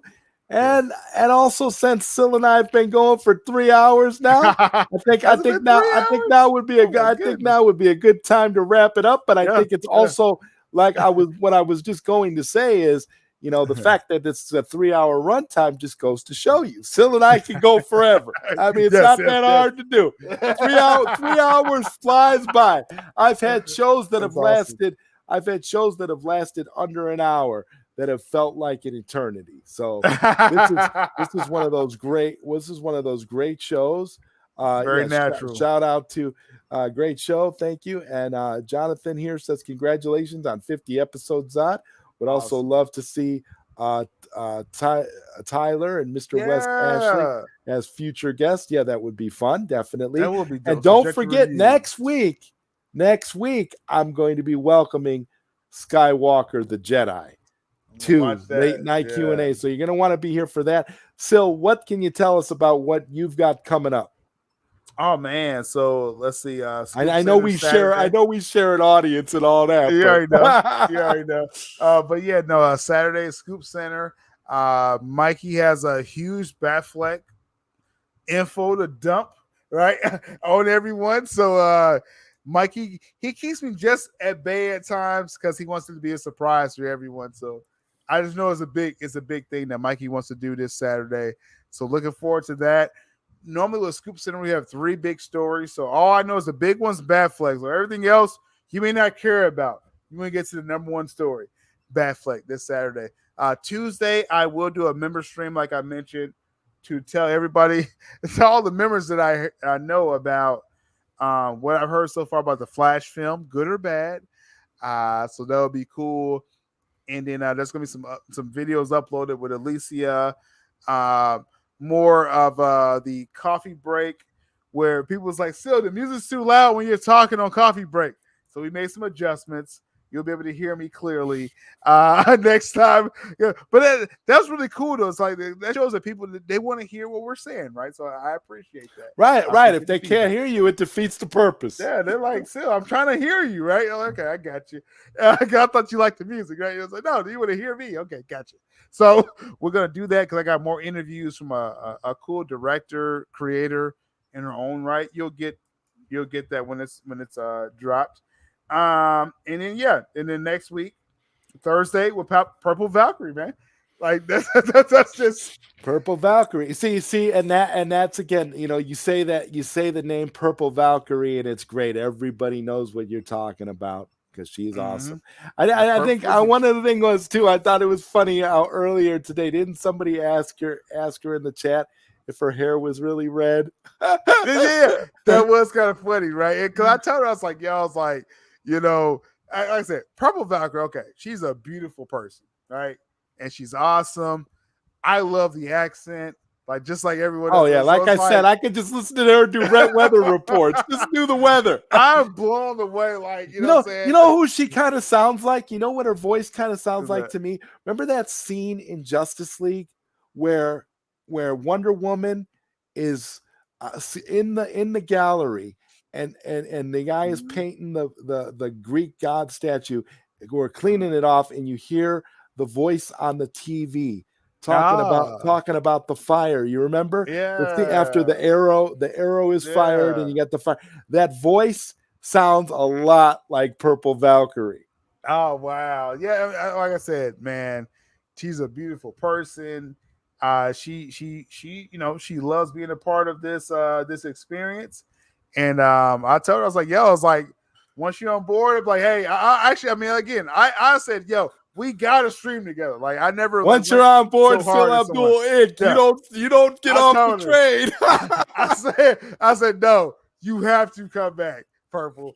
And she saw the response, and so she's fully on board, man. So very excited, man. It's like butter. Okay, yes. And she hey, man. I went on her stream, her channel, because there's gonna be it'll be more announcements, but we're doing a lot of cross streams with our channels. Like we got a lot of plans. This is a big deal what me and Purple are doing, right? And I went on her channel, and she there's gonna be we're going there with it's not gonna be no limits with what we do, man. I'm very excited. Very excited. Awesome. Well, last but certainly not least, Syl, I want to say thank you for coming here and joining me for episode 50 of Late Night Q&A with ZodWriter. Awesome. You're an awesome friend. You're an amazing content creator, man, and I can't wait for what the future holds. This has been amazing, and it's going to be great because this is, again, in the words of the worlds of DC, # this is our year. This is our year. Good night, everybody. Hilarious.